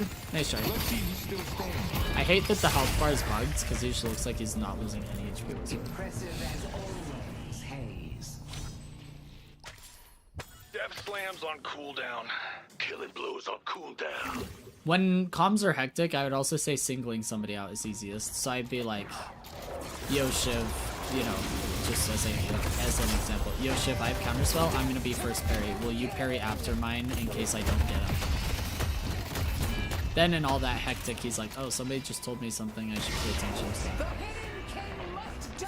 I'm going to have to get back to work, but I'll see you stream, or I'll have you stream them with earbuds. Okay, Bullet, sorry I missed your message, but thanks for being here, and have a good day at work. Killing blows on cooldown.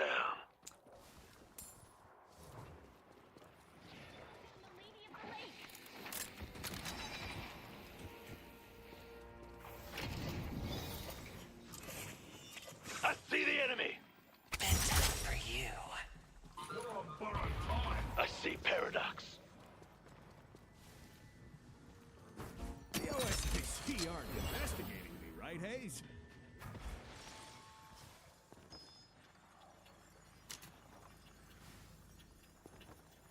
And away we go.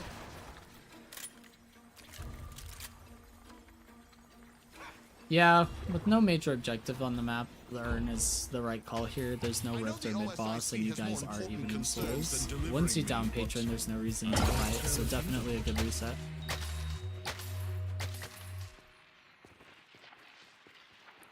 I see Holiday. Hopefully you're calming Rift to your team. I see the enemy.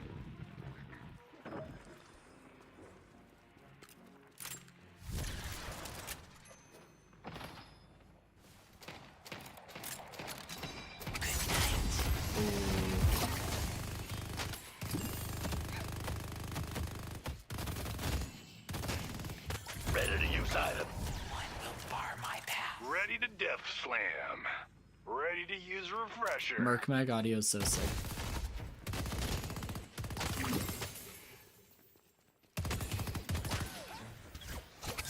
Dreams. Yeah, be very careful here. We don't want to get picked. You have, like, getting get audio queue on Rift, yep.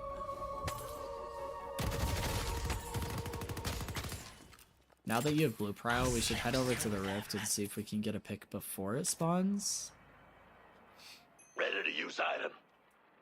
I'm gonna rip them apart. Be still. I see the enemy. I see the enemy. See, like, this is a scenario in which I wouldn't have used Dagger to open.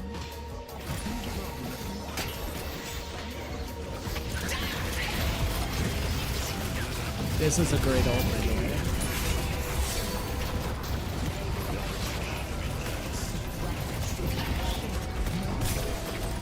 Unfortunately, you weren't able to catch like almost anybody, but outside of that first target. But because Apollo didn't have his riposte, that was a great ult.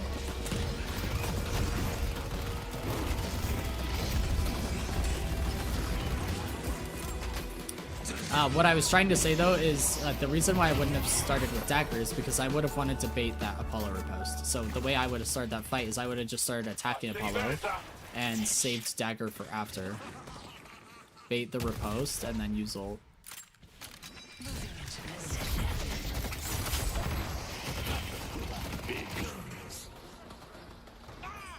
Your rivals are all dead. GG's. Well played.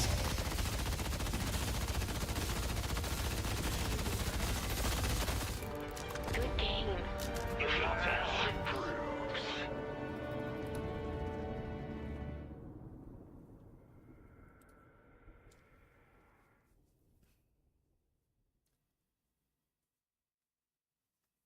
Yeah, I need to keep in mind that I can just shoot in the mid to late game. That's actually really helpful. Good. Glad it is. Bloody great.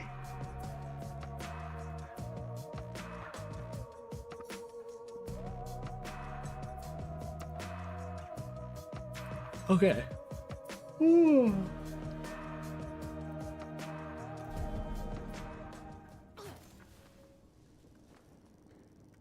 Let's take a look at notes here really quick. So,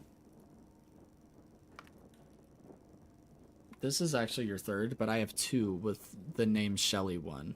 So, I mean, that it is what it is. Okay. At least it's your third that I know of. Oh, you know what? Let's do this.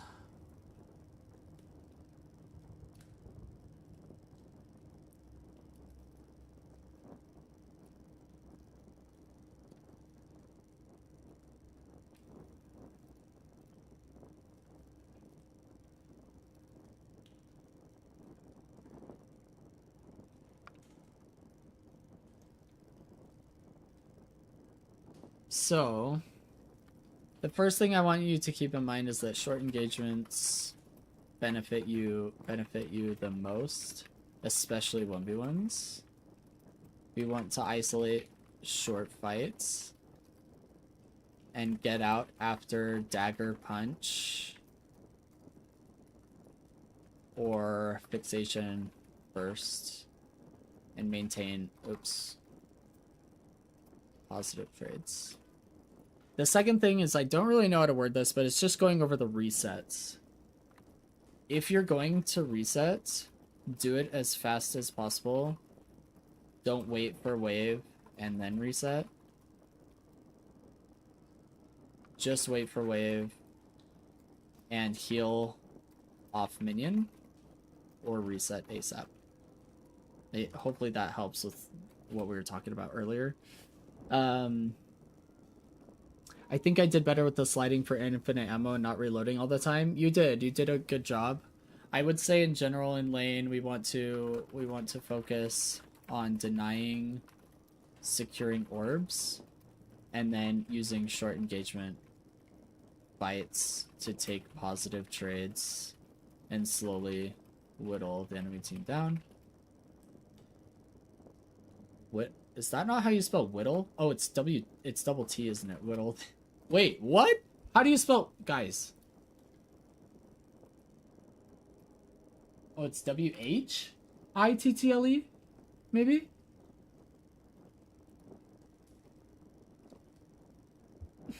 Somebody send help. Thank you.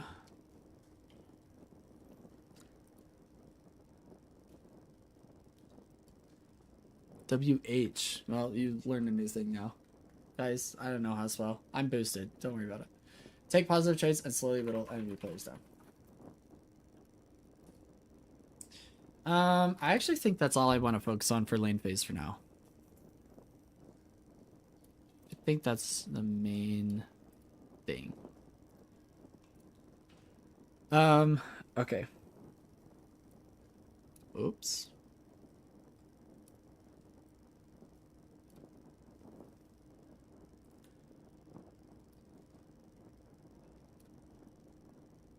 For mid game,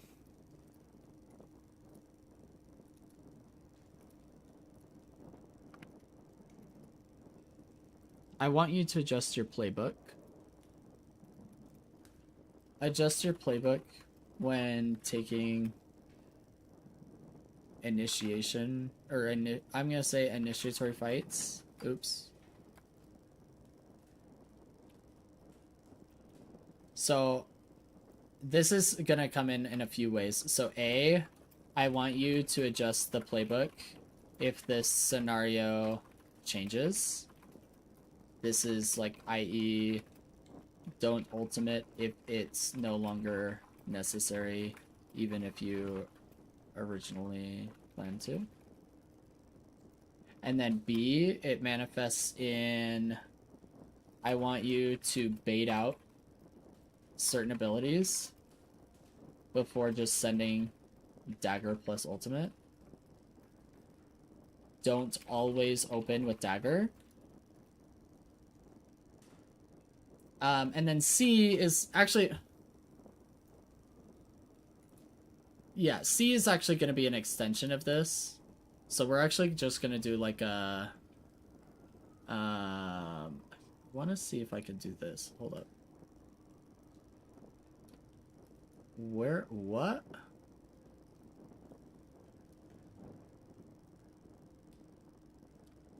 Well, I want this to be like...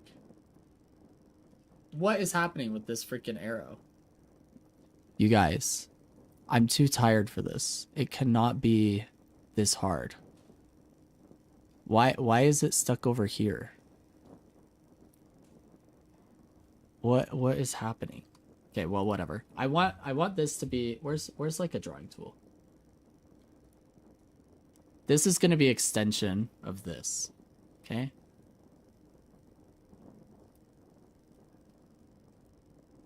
And then what we're going to do is we're going to go back to typing. And we're going to bring this down. So this is an extension of this. What I want this to be is... Uh-oh, that arrow's going to need to move, but that's okay. We'll figure that out later. Me and notes is just... Yeah, Crabshack, thanks. Blatant uses notes challenge level impossible. I'm boosted when it comes to taking notes, too. Just, let's be honest. I'm not an Eternus notes taker yet. I want you to come up with plays that extend beyond opening with dagger. And this is like, i.e., use dagger when they're trying to escape and helps you secure the kill instead of opening the fight with it. That's like an example of what I'm trying to get at here. This... Why can't I select the arrow, you guys? Like, what? Why? Why is this so hard for me here? Here we go. Also, what? It's like the ugliest thing of all time. This is just looks like a worm. We're gonna redo this. This is terrible.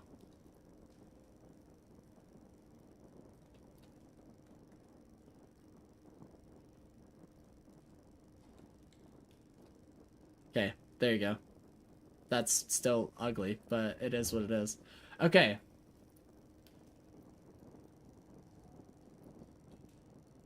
Doo-doo. Last thing. I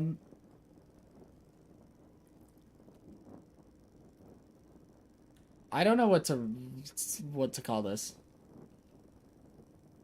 Taking your game to the next level.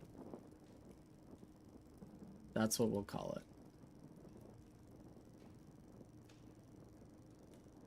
Now, usually I would call this training regiment, but I'm not going to require it of you. First, I highly suggest you use an aim trainer to train tracking on small objects so you can get better at tracking headshots against enemy players. This is the highest potential for damage output. The second thing I strongly suggest you do is I strongly suggest that you start implementing different plays into your games, regardless of how your team is playing or your builds.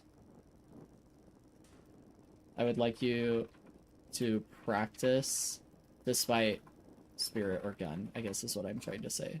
So like, even though like what I'm trying to rule out with this sentence is I'm basically reinforcing a lot of this, but what I'm trying to say is I don't want you to be like, oh well, I'm playing Dagger Haze, so I always want to open with Dagger, because if I don't open with Dagger, they might get away and it's going to be harder for me to hit Dagger. No, I want you to implement that, and then I want you to have to get good at hitting that Dagger. I think I talked to Samurai about this when it came to him playing Bebop, is I want like him practicing playing Bebop and letting them almost get away before he rehooks them, because it increases the amount of time they're CC'd. That's essentially what I'm asking you to do here, is I'm trying to get you to increase the skill ceiling, essentially, at the risk of losing some kills from time to time. Does that make sense why that sentence is there? Hopefully that makes sense a little bit.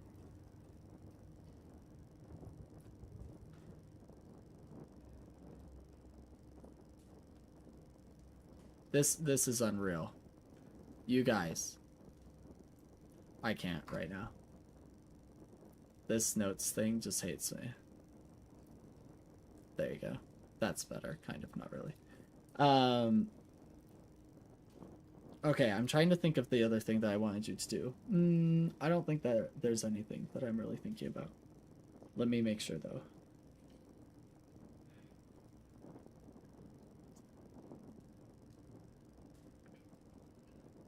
I do the same thing with Bebop. I don't know why I haven't thought about it before. Wait for them to waste all their stamina and movement and then hook them back in. I just haven't really thought about using a dagger differently other than what I mentioned, but yeah, it makes sense. Okay, I'm glad that it makes sense. That's what I'm trying to get across, the point that I'm trying to get across here.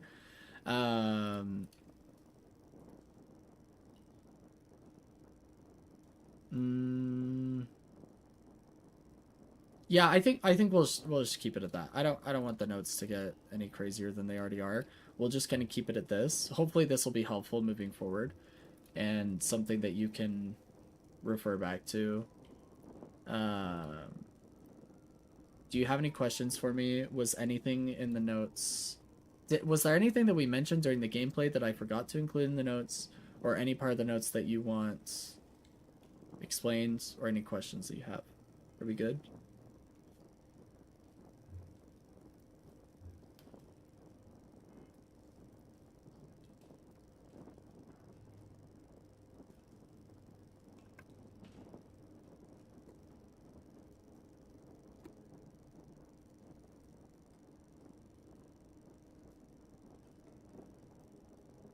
I did want to ask why I should parry Reju first if I have Counterspell. Is it because of the abilities? It's because...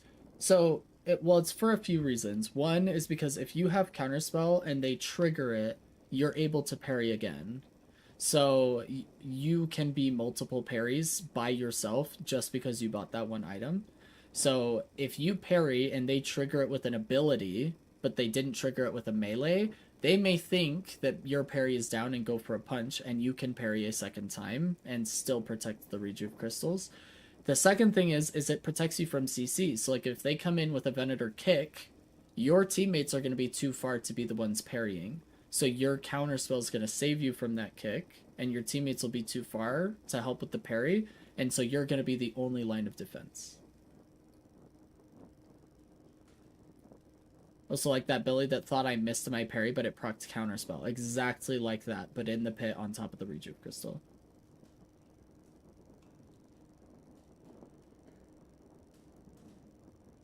Yep. Okay, well, I sent you the notes. Hopefully those will be helpful moving forward, and we can see how it helps, and then if you have any questions, let me know. But did you feel like the coaching helped? Was it okay? Wasn't terrible?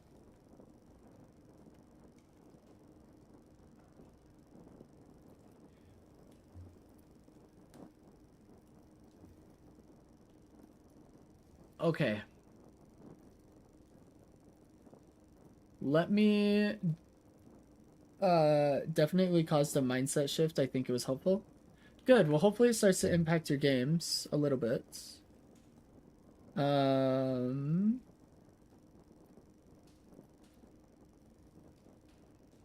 Let me download. Well, actually, did I already download it? I wanted to do the Billy match that Heather had. I think this is it. Ozymandias Twink of Twinks is going to be the new coach of the channel. Everybody bound down to Ozzy. This is the Seeker Billy who said that Heather's coach, aka yours truly, is a boosted Eternus coach. And we're going to learn a lot from him. Just some things I never noticed pointed out. Like I've tried going for headshots before and it worked, but I didn't know I default to body shots. Yeah, that's kind of my job, Shelly. Hopefully I was able to help with at least one thing, but the more things that I'm able to help with, the better, because then it just helps you improve. OMG, this is so good. Everyone grab popcorn. Okay. Before we do this, I think I need to go grab a snack. Legitimately think I need some snack for this gameplay. I think this is going to be very entertaining.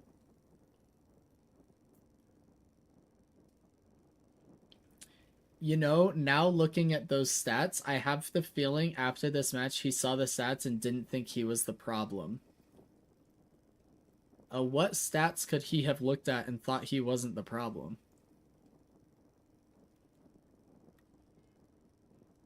I have no I mean he does. I don't think the stats had any impact whatsoever on him thinking that he was part of the problem. I mean, Victor did way more damage than him. What is he comparing it to? His support page? I don't know. Thank you to you and your two beautiful eyes and brain for helping me at the video gaming. You're welcome, Shelly. Well, Shelly, next time you need coaching, I'll just set you up with this Seeker Billy. He's probably not boosted to Seeker, and I can't say the same for myself. I'm clearly boosted to Eternus, whereas he probably hit Seeker all by himself. I'm confident in saying that.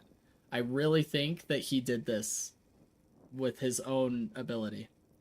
I love at the very end, the other team was like, worst Billy ever. Don't send me to the Seeker chamber. No. He's better. He's better. Trust. His advice is better than an Eternus coach. You have to keep that in mind.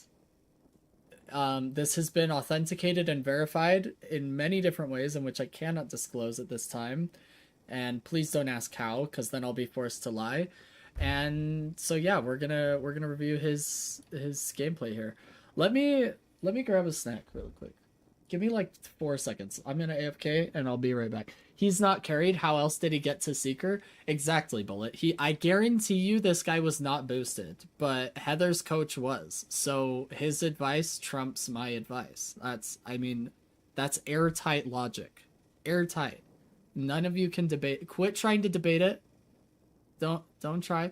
Shelly, thanks for coming. Hopefully the coaching was helpful and you have a wonderful evening.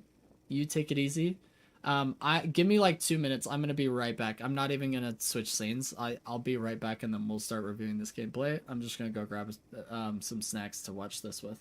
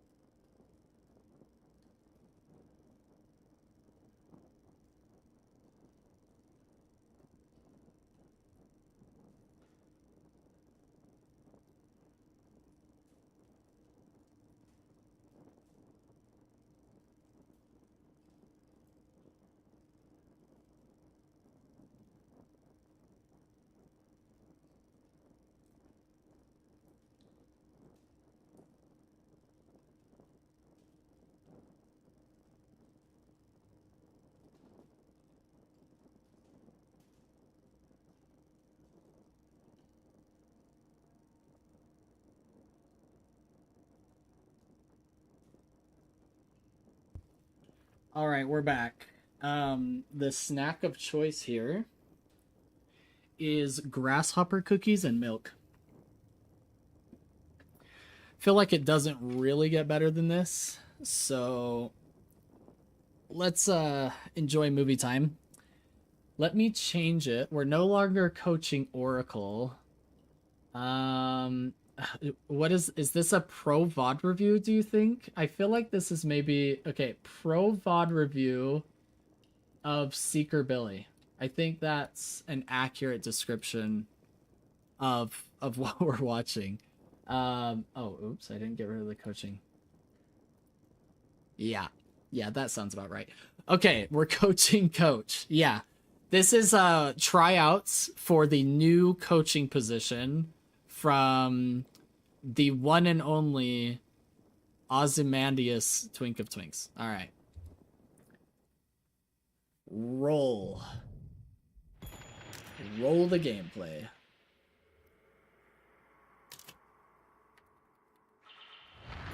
Okay. Got a normal minimap, and What's the plan? that's so weird. There's a death tab and there's a kill and death tab, and they're the exact same. That's a good start.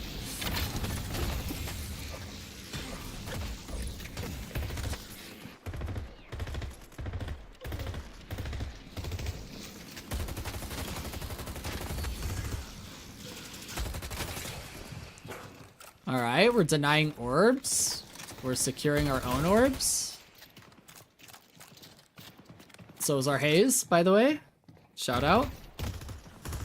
We're just standing out in the open. It's good.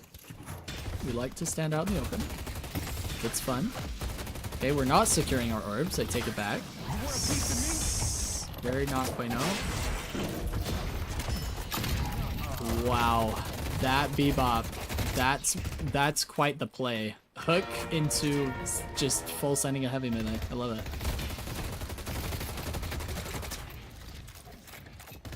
We're taking tower damage by playing in front of our minions. Okay, that's a strat. I gotta be honest, we don't use that strategy in Eternus, so I'm taking notes over here.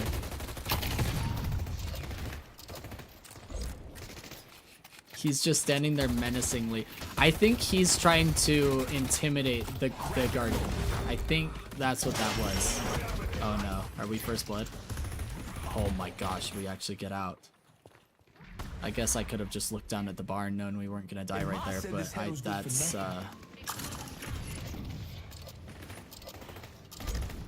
I like our crosshair placement, by the way. I like how he's just constantly staring at the ground. Have you guys noticed this? Look at this crosshair placement. I mean, I know this isn't a tactical shooter, but like, They tried to kill me, but they can't because they suck. I don't know. Last time I played Deadlock, correct me if I'm wrong, Coach Billy, Ozymandias, Twink of Twinks, Your Highness, Almighty King of all Kings, but I don't think Deadlock players pop out of the ground like that, except for Mo and Crow. So probably don't need to stare at that. When I was watching, he gets to like 5 HP so many times. Hey, I do that too, you know? But,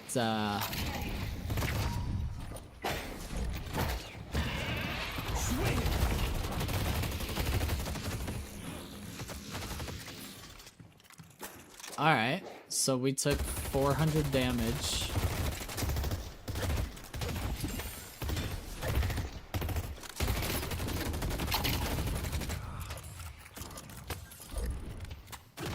Overall, I think that was actually a positive trade.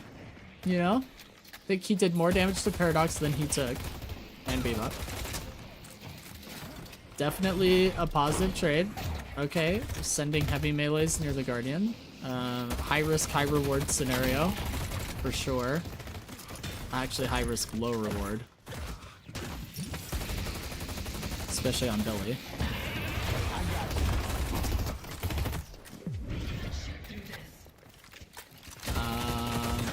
Okay, taking a lot of damage here. If only we had, like, minions of our own to play behind. That would be very convenient if the game devs didn't only give minions to the enemy team. But the way we're playing, it's as if we don't have any minions. That's just not the play, brother man. Okay.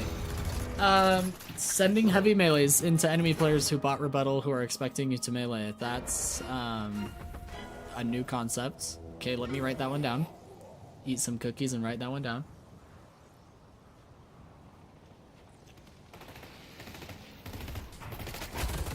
You wanna play?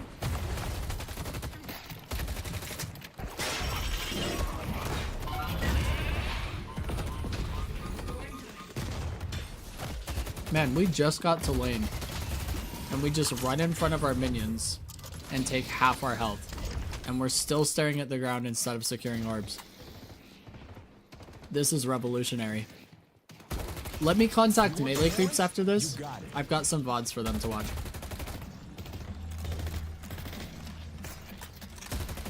How do we get a VOD review? The best way is to join the Discord and go to the Request a Coach channel.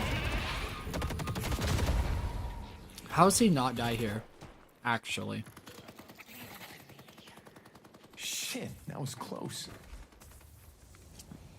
By the way, Iba, I just want, for the record, this is a sarcastic VOD review. This is not an actual student.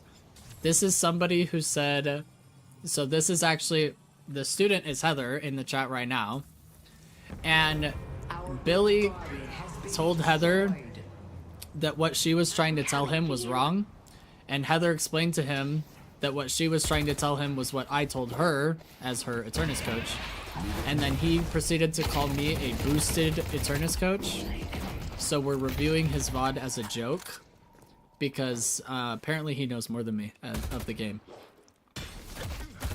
The Seeker Billy.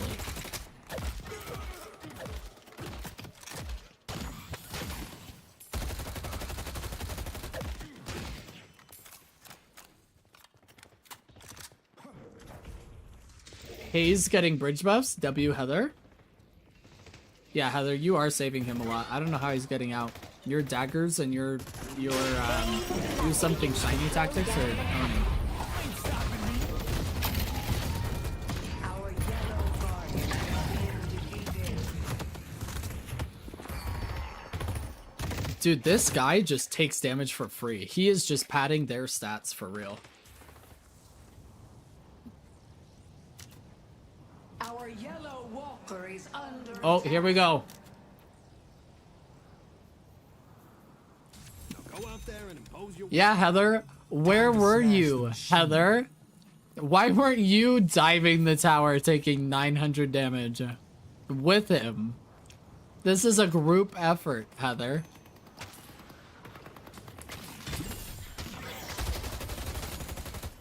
Unbelievable. Somebody ban this Haze, by the way. Holy crap. She should not be allowed to play that again. We're just, again. Dude. 650 damage for free. Our green guardian has been destroyed. Let's go!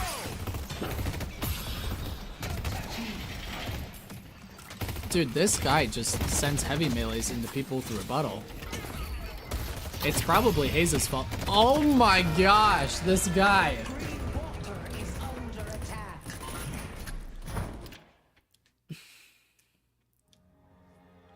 You know, Bullet, I think you're onto something. This build is revolutionary, is what I'm gonna call it. By the way, this Billy is what my Ascendant players feel like. My teammates in Ascendant, when I'm freaking dropping into Ascendant because I'm going 1 in 15 learning Pocket, this is pretty much how it feels. It's not much different from this, I'm not gonna lie to you.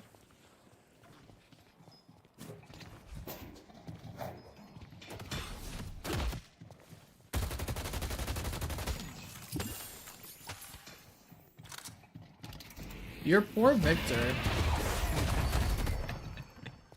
Your Victor actually pulls 20k damage and is trying to play the game. And he's got his Billy in blue lane doing this. His messages get more and more funny when he starts to bebop is laughing at the Billy. Hey, look, he's playing behind his minions and he's not taking damage. Do you guys think that's a coincidence? It's probably just dumb luck. Yep, here we go. Getting the same play every single time. My guy, every single time you run forward, you get hooked and uppercut by the Bebop, and you still waste a stamina after the uppercut trying to go against the momentum. Every single time. Like, should we pull up the definition of insanity from Albert Einstein or whoever it was? I think it's Einstein. Do we need to review it? Does anybody want to fill us in on the definition of insanity? Anybody got that loaded in the chamber for us? Ready to play pickup game with their heads? Our yellow walker is under attack. Doing the same thing over and over again and expecting different results, Billy, is not the way to play Deadlock.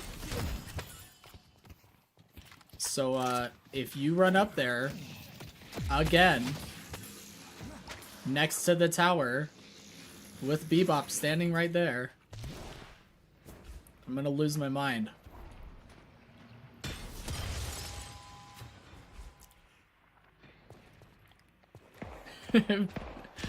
Oh, Bullet, that's funny. You wanna play? Just sending heavy melees. I love it. Okay.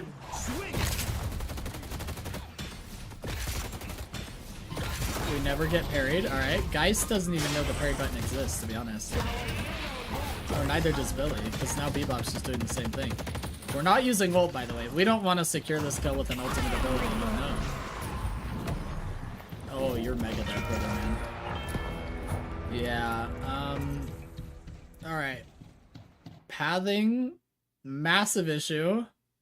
Not using ultimate, massive issue. IQ, massive issue. I mean, the only thing missing is that he didn't ask where Hayes was. Why didn't he ask where you were? It's definitely Heather's fault. Don't you guys agree? Like, I think Heather's trolling here. She didn't dive the base guardians with her teammate. I hope Hayborn is watching. It's coming? Alright, hold up. Walker is under attack. Let's get the milk and cookies going again here.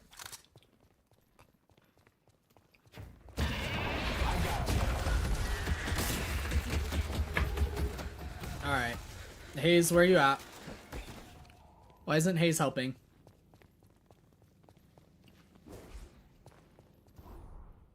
Batter up, baby!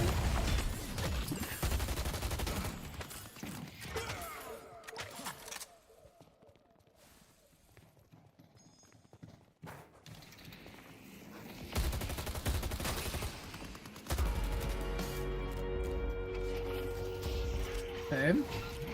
We lost Rift. I don't back down from a fight. Oh, okay. We do know there's an ult button. I was worried we didn't.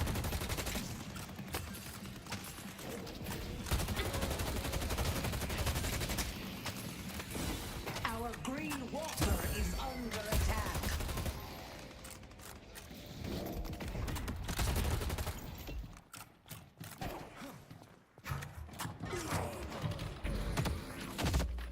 Defend green. Taking me down.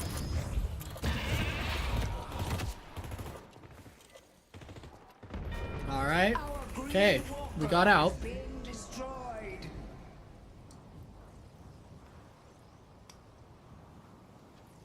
Well, someone's looking to make a statement. The amount of resets we've go seen in in there and 13 give 'em minutes Our is just yellow insane to me. walker is under attack.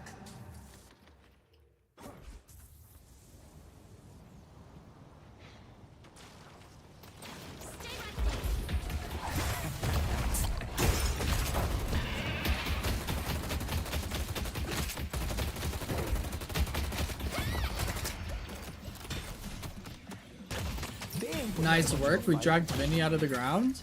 Or out of the ground. Out of the air to the ground. Maybe I am boosted. Hold up. Somebody recheck.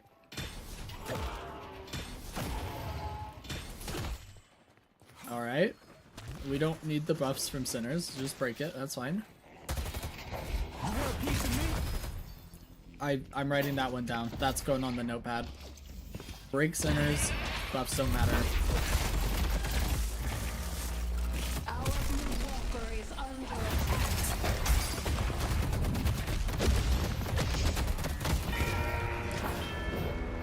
Alright. That's probably Hayes' fault if I had to guess. The 14-minute 32-second rebuttal buy. Write that one down.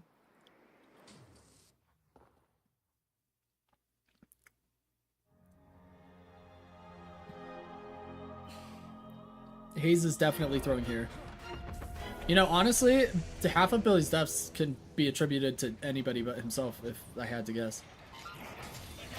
Uh-oh, Heather's getting bullied here.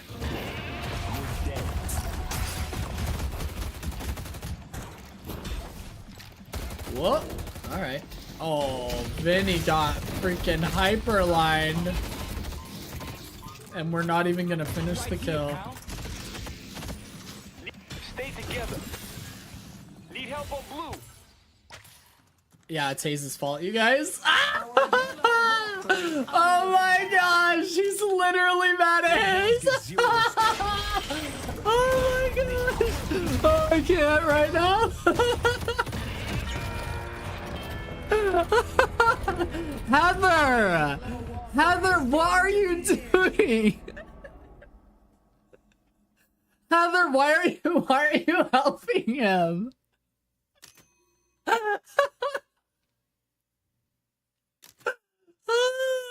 Play the game, please. Shoot them with your gun, Heather.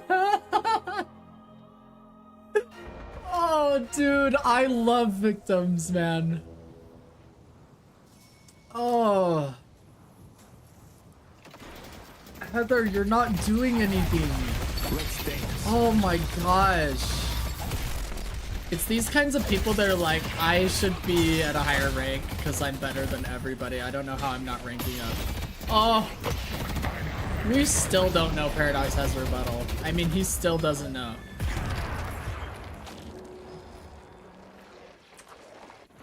Just wait until Mina gets in on it. Don't even respond. Okay. Oh man, we just got wiped. This is how it starts. That's a mid-boss call probably and higher elo. Oh no, you guys got 7. They probably don't have the damage. Do you wonder why they steamrolled us in lane? Because you're not doing anything, Heather. Obviously. Heather, it's not because we're taking 600 damage from minions. It's not because we're diving towers. It's not because we keep running up to a Bebop, getting hooked and uppercut under the tower 17,000 times in lane. It's just because you're not there, okay? It's all on you. Teach algebra to a rabbit. Oh, this is highly entertaining. Time to get a little. Oh, this is so good.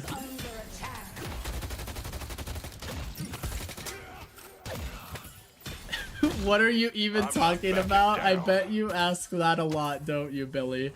I was actually just thinking the same thing. I don't want to insult his intelligence too much, because that's pretty much the entire point of this VOD review. But, that guy is saying, what are you even talking about? It's not hard to understand why he would be confused at what we're talking about here. Clearly not a positive KD. Huh. That is an excellent point, Billy. As an excellent point. Let's point out KD. That is huge. You got him. Nice. Good one.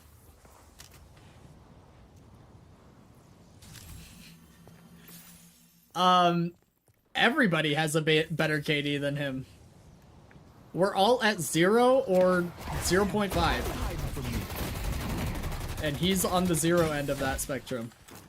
I don't know why we're pointing out KD right now. That's the most low IQ thing he could have done. I guess I'm back because my friends are just having a chill evening. Welcome back, Shelly. You're supposed to play in front of minions. It's a risk reward. What's the reward? I don't think he knows how to calculate risk versus reward, I think is the problem. He is right. I mean, okay. To Billy's defense here, you guys. He is right. It is extremely, extremely, extremely high risk. Very, very high risk. For very, very little reward. That is technically risk versus reward. You know what I mean? He's onto something here. Somebody write that down. Somebody take notes. Write that one down. He's comparing KD while having 0 kills. That is exactly what we're dealing with here. If you don't do anything aggressive, then nothing happens. That's why we lost.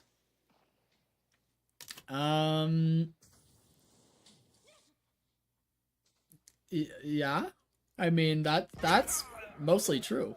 You need to make a Come on, try to kill me. If you do nothing but play aggressive, you can also lose. That's also a thing.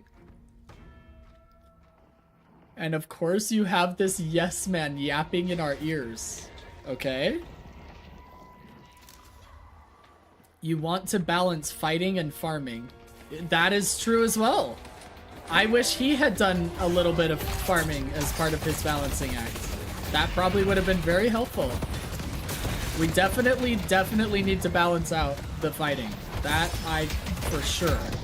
I couldn't agree more, actually, with that statement. I actually think that is perfect advice for him to follow. The reward is that you get to 0 HP faster.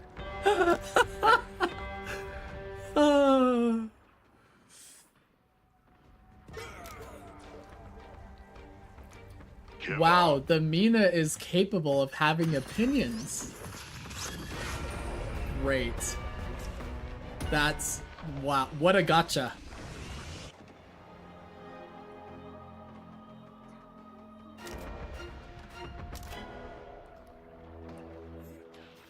You're annoying. Kid. You need to make a stand and stop them. Just making excuses why you threw our laning phase. Good game. Poor Victor, just GG's. Gotta be the worst Billy I've seen. Yeah, Bebop would say that because all Bebop had to do was wait 4 seconds, hook him, bomb stacks, uppercut into tower. Billy's a 3rd HP. Alright guys, how do you feel? Should we take a vote? Okay, who votes for Azimondius Twink of Twinks to be the new coach? My vote's on him. I think he's got really good advice, and if he listened to it, for the most part, he might do better. Balancing fighting and farming and not just W King ahead of your wave, that would be good. That's literally all I remember. That was good advice, actually. I think we're out. I think that was the end of the list. I started that thinking there was gonna be a list, and I think that's it. I think that's it. You know, I think he's onto something, but he's got to cook for like a year. You know what? I think he's redefining the meta. Like, another good thing would be point out KD when you have 0 kills. That brings a lot of validity to the table, a lot of credibility.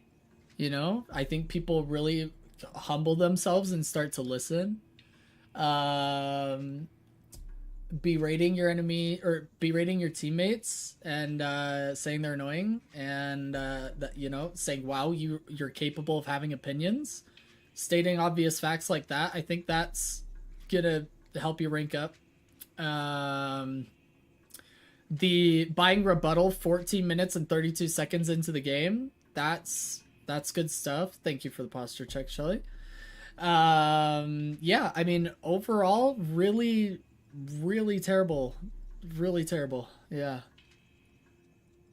You're behind 17k souls and we bought escalating resilience. That's... Uh-huh. I don't even really have words. I honestly don't. There's, like, Initiate and Seeker players aren't good at the game. This is a whole new level of, like, just could not possibly have an ego. How do you manage? You could watch me play Billy and probably learn more from just observing. I think we could learn more about Billy from observing a potato. But yeah, I agree. I mean... Mina was absolutely on point. It's like trying to teach algebra to a rabbit. That was accurate. Very accurate. He had such an ego, you can tell Mina bruised it a little. Oh, for sure. Yeah. Like, having an ego like this and then playing victim like you're just never part of the problem is just completely detrimental to self-improvement. This is terrible. It was a lore accurate character portrayal. True, Shelly. Heather bruised it too. Oh, for sure. Heather, I'm not gonna lie, I think you shouldn't have saved him as much as you did. Your daggers and knew something shiny tactics definitely got him out many times. Oh, I know everything and everyone else is wrong, so I'm gonna scream and complain is literally Billy. Agreed.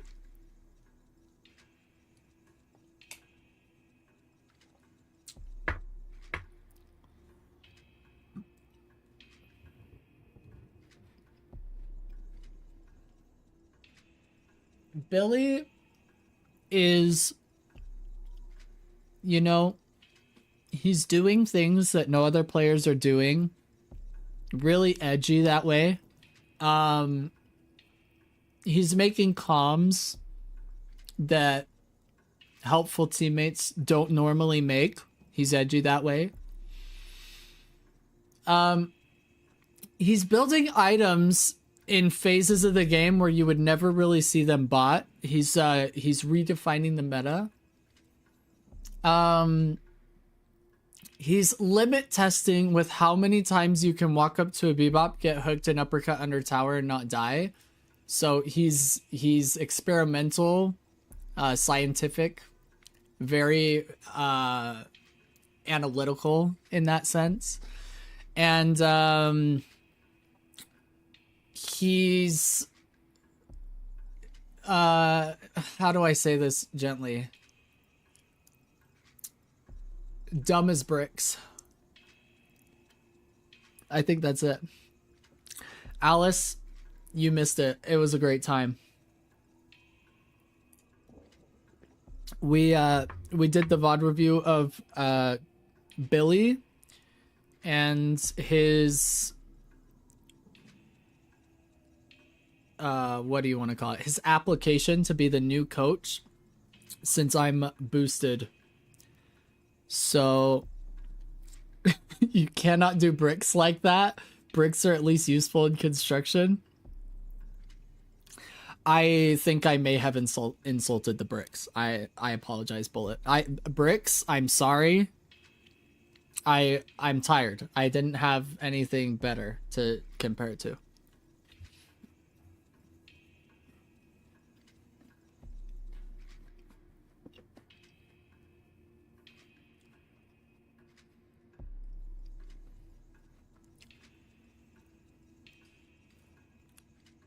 Shelly, I think the healing booster is for Blasted.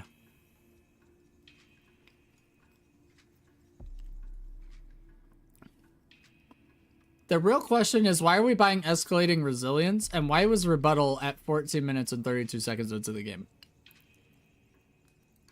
I like the tier 1 build, though. This is meta defining. I think healing booster plays the Blasted. I wonder if we can test it right now, if What it'll, are we if standing tooltip will around adjust. for? Let's start breaking shit. I mean, I don't play Billy enough to tell you for certain. It says 70. Ah, the old New York tuxedo. It doesn't seem to affect it. Then I guess it's for melee lifesteal.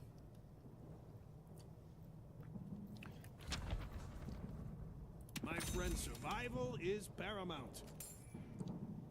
That's what it was for, I guess. I don't know. I thought it applied to Blasted, but apparently not. Tooltip's not changing. But, you know, he's saying, well, let me see here.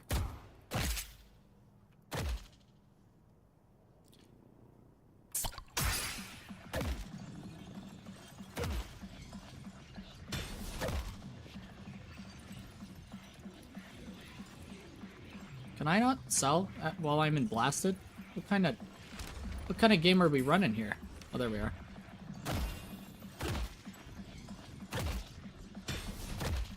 It's the same.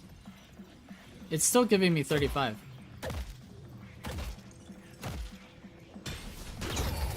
Looks like you're not as strong as you think you are, pal. Anyway.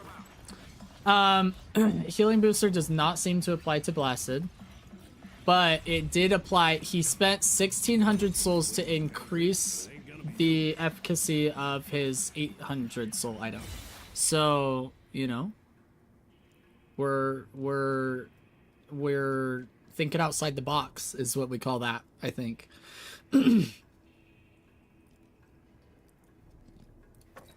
That might be a bug, because it def should boost it. I agree it should, but it's not. One of the things I love the most about Arthurian legend is that you have these noble heroes. Oh, that was a totally good time. morally Heather, compromised. thank you God, I for didn't notice posting the time about that in the we used to complete Discord so that we could see how the new coach was going to perform before we gave him the job.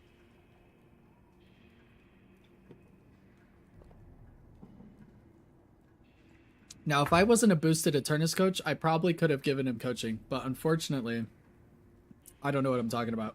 So he's just gonna have to try to boost himself out of Seeker. Or find another coach to tell him the exact same thing, because then maybe he'll take it well. Alright, our Seeker Pro VOD review is officially completed. He can do it. He got into Seeker by himself. I believe he can get out. I know he's come this far, but he's got great potential. 85% of his problem is mental. The other 15% is mechanical. I don't know how he's going to be able to fix that, but if he can, fantastic. All right.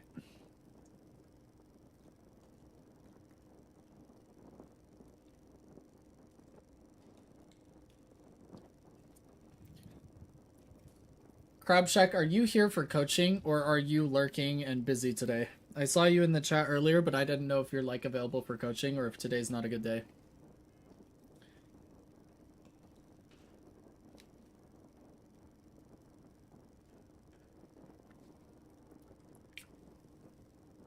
Oh, also, on a completely different note, I started watching My Hero Academia.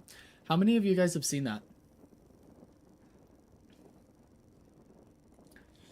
I'm getting off work now, be about a 10-minute drive home. Sick, Bullet. Alright.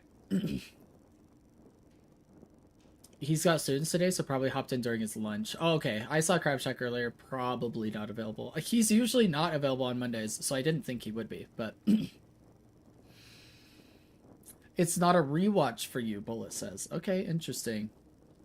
I'm a big, like, a rewatcher on the anime that I love, so that makes sense. Bullet, when you get home, we'll probably do your VOD review. So just let me know when you're available and when you're home, and we'll take a look at it. Alice said I watched till like 3 to 4 seasons, I think. And Shelly said I stopped watching it because of the weird treatment of women and the story just becoming Monster of the Week. I see. I've heard really good things about My Hero, and so I started watching it, and I've been really enjoying it so far. But I heard that it gets weird later, so we'll see. Maybe I'll get sick of it and stop watching it. But I mean, I started it because I've wanted to watch it for years, but it wasn't finished until like earlier this year. And I've been enjoying it so far.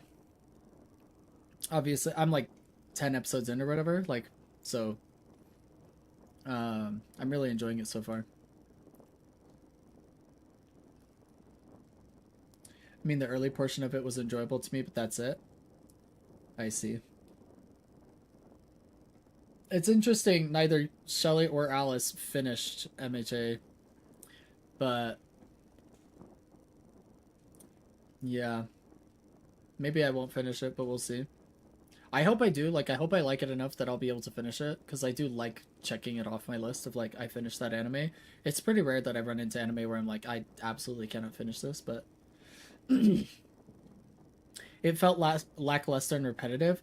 I was kind of worried about that. Just, like, as it started, I was like, I feel like this is going to turn into something that's kind of repetitive, especially given how long it is. Like, if it was shorter, it wouldn't have felt as repetitive, but given that it's like nearly 200 episodes or whatever, I imagine that I'm going to run into that issue as well, and it'll be hard for me to finish, but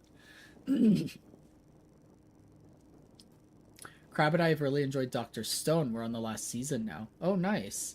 I've heard good things about Dr. Stone. Is it the last season as in it's already been finished and you guys are just finishing the anime, or the last season that's available right now? Has it been fully adapted? What's fully done? Okay, I didn't know it was fully done. Maybe I'll start Dr. Stone 2 eventually, because I've wanted to watch it, but because it wasn't done, I haven't started it.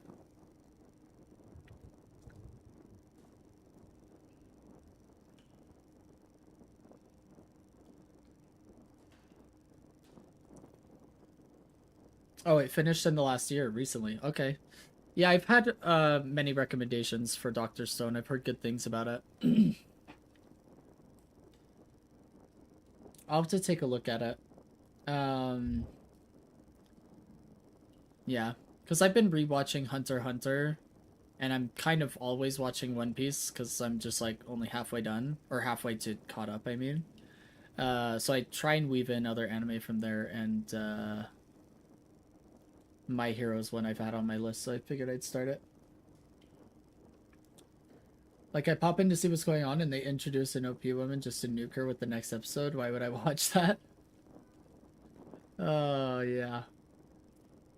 Yeah, I hope I don't hate it too much to not be able to finish it, but it's possible. We mostly watch a lot of romance animes, though. Yeah. I enjoy like, I don't know if I enjoy romance animes as much as I do, like, rom-com animes. Like, they have to be funny. So, I don't know that I've seen, like, a pure romance anime. But I've seen anime that are, like, the romance is probably the main theme, but then it's funny enough that, like, it keeps me engaged. But, like, just pure drama, like, rom-dram, even in films, like, not, like, outside of anime, I don't normally love them. I get kind of bored. And I like sappy romance stuff. Like, it's not because I don't enjoy that stuff generally. Like, the whole, like, Disney princess, like, happy ending stuff, I like that stuff and whatnot. But when it's too dramatic in the romance, I usually get bored. I usually have to have some sort of, like, comedic element. That's why, so I love rom-coms in general, but... We like the bad ones, which end up just feeling funny with romance tropes. Interesting. I guess it's really easy to proc the fixation burst with headshots, huh? Is it easier or harder? I don't know, Shelly, off the top of my head. Do you get more fixation stacks with a headshot than a body shot? Because I thought you only get the burst after a certain amount of stacks, so it shouldn't matter. Oh, you get 2 stacks per headshot. Dang, that's good to know. See, I never knew that, because I never paid attention to the difference between a headshot and a body shot. Well, there's another reason why you should be going for headshots. Yep. That's massive. Shelly's upset now. She has to aim. Yeah, I'm telling you. I'm telling you.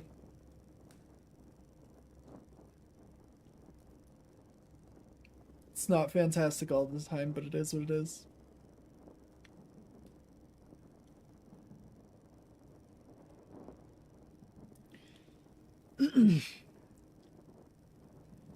I mean, I was already, but apparently my brain calibrated to hit the heart, which would be smart if it wasn't a video game.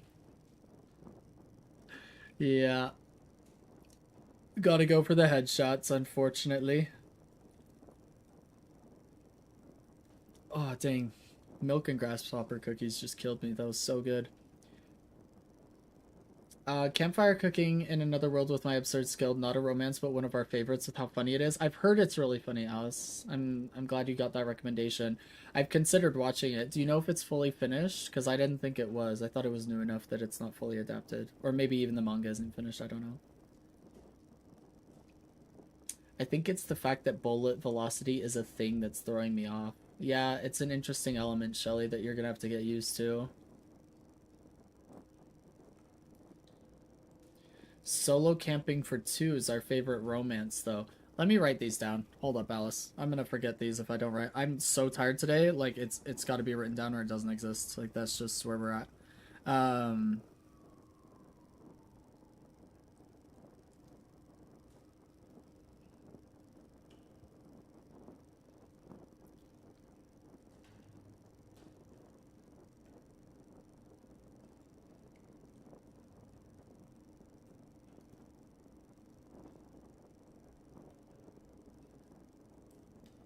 Sorry, catching up on a bunch of texts as well.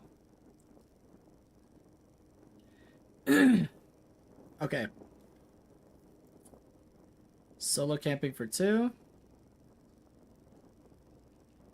And campfire cooking in another world.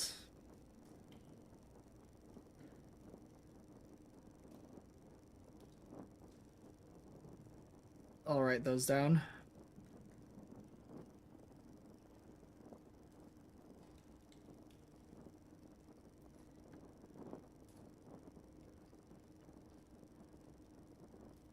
I see. Still recommend watching it. Well, maybe I'll take a look into it. I mean, the problem is I have so many anime that I already want to watch that are finished. I usually prioritize those first, so by the time I get to it, it may be a situation where, you know, it is finished when I get around to it or whatever. But, I mean, in some cases, it's like I'm still waiting for Demon Slayer to be finished. Like, the trio of movies that they're coming out with to finish off the series. I'm still waiting for those to be available before I start the anime because I really, really want to see it, but I do not want to be waiting.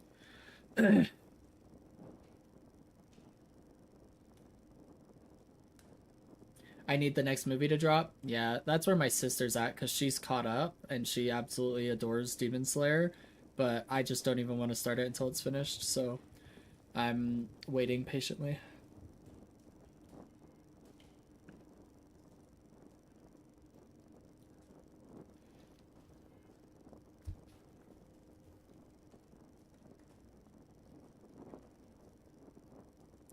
All right. Bullis should be home soon, and we're going to do his coaching in a minute. Let me... I actually don't know if I have his VOD downloaded. Let me pull that up. Let me start the download on that, and then I'm actually just going to take, like, a really small break. I know I ran away to get snacks, but let me take, like, a 3-5 minute break, whatever. Just give me a few, and then I'll be back, and we'll do Bullets coaching. But, yeah, just give me a few minutes. Appreciate you guys, and I'll be right back.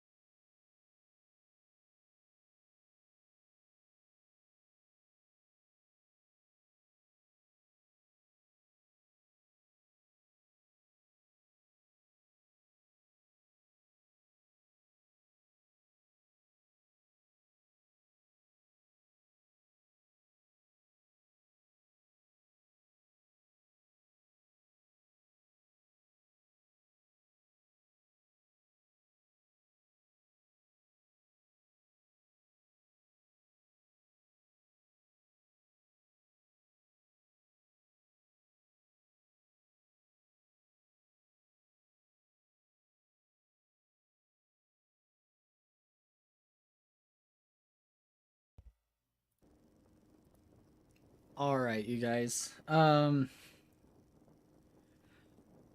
back. Alice, I saw your message. I figured I'd respond really quick, but I agree. I'll probably catch up when the last movie's announced so that I can see it in theaters. That would be fun. I just can't be bothered to do it before then. But yeah, I am excited to catch up on Demon Slayer.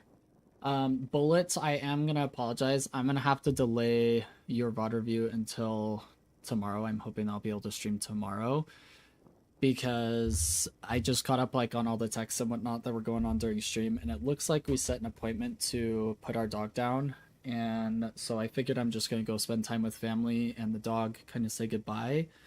So I'm going to end the stream early today. I do apologize for such a short stream and for only really getting in like one real coaching session, but I will have to catch you all tomorrow, hopefully. But I do appreciate your understanding and patience with my irregular streaming schedule and whatnot, and I appreciate you guys always being here when I am streaming. I really adore the support, and it keeps me going. So thanks so much for always being here, you guys. But yeah, sorry, Bullet. I'm gonna have to do your coaching tomorrow, it looks like. Do apologize.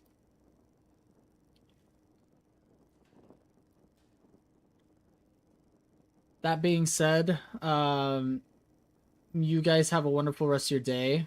I know that we're ending kind of early, but I hope that you guys, you know, games are going well. Hopefully the coaching helped for those who received it. And then for those who will receive it moving forward, I look forward to doing the coaching later in the week, hopefully tomorrow. But again, just got a lot going on. So I will catch you all later. Thanks again so much for being here.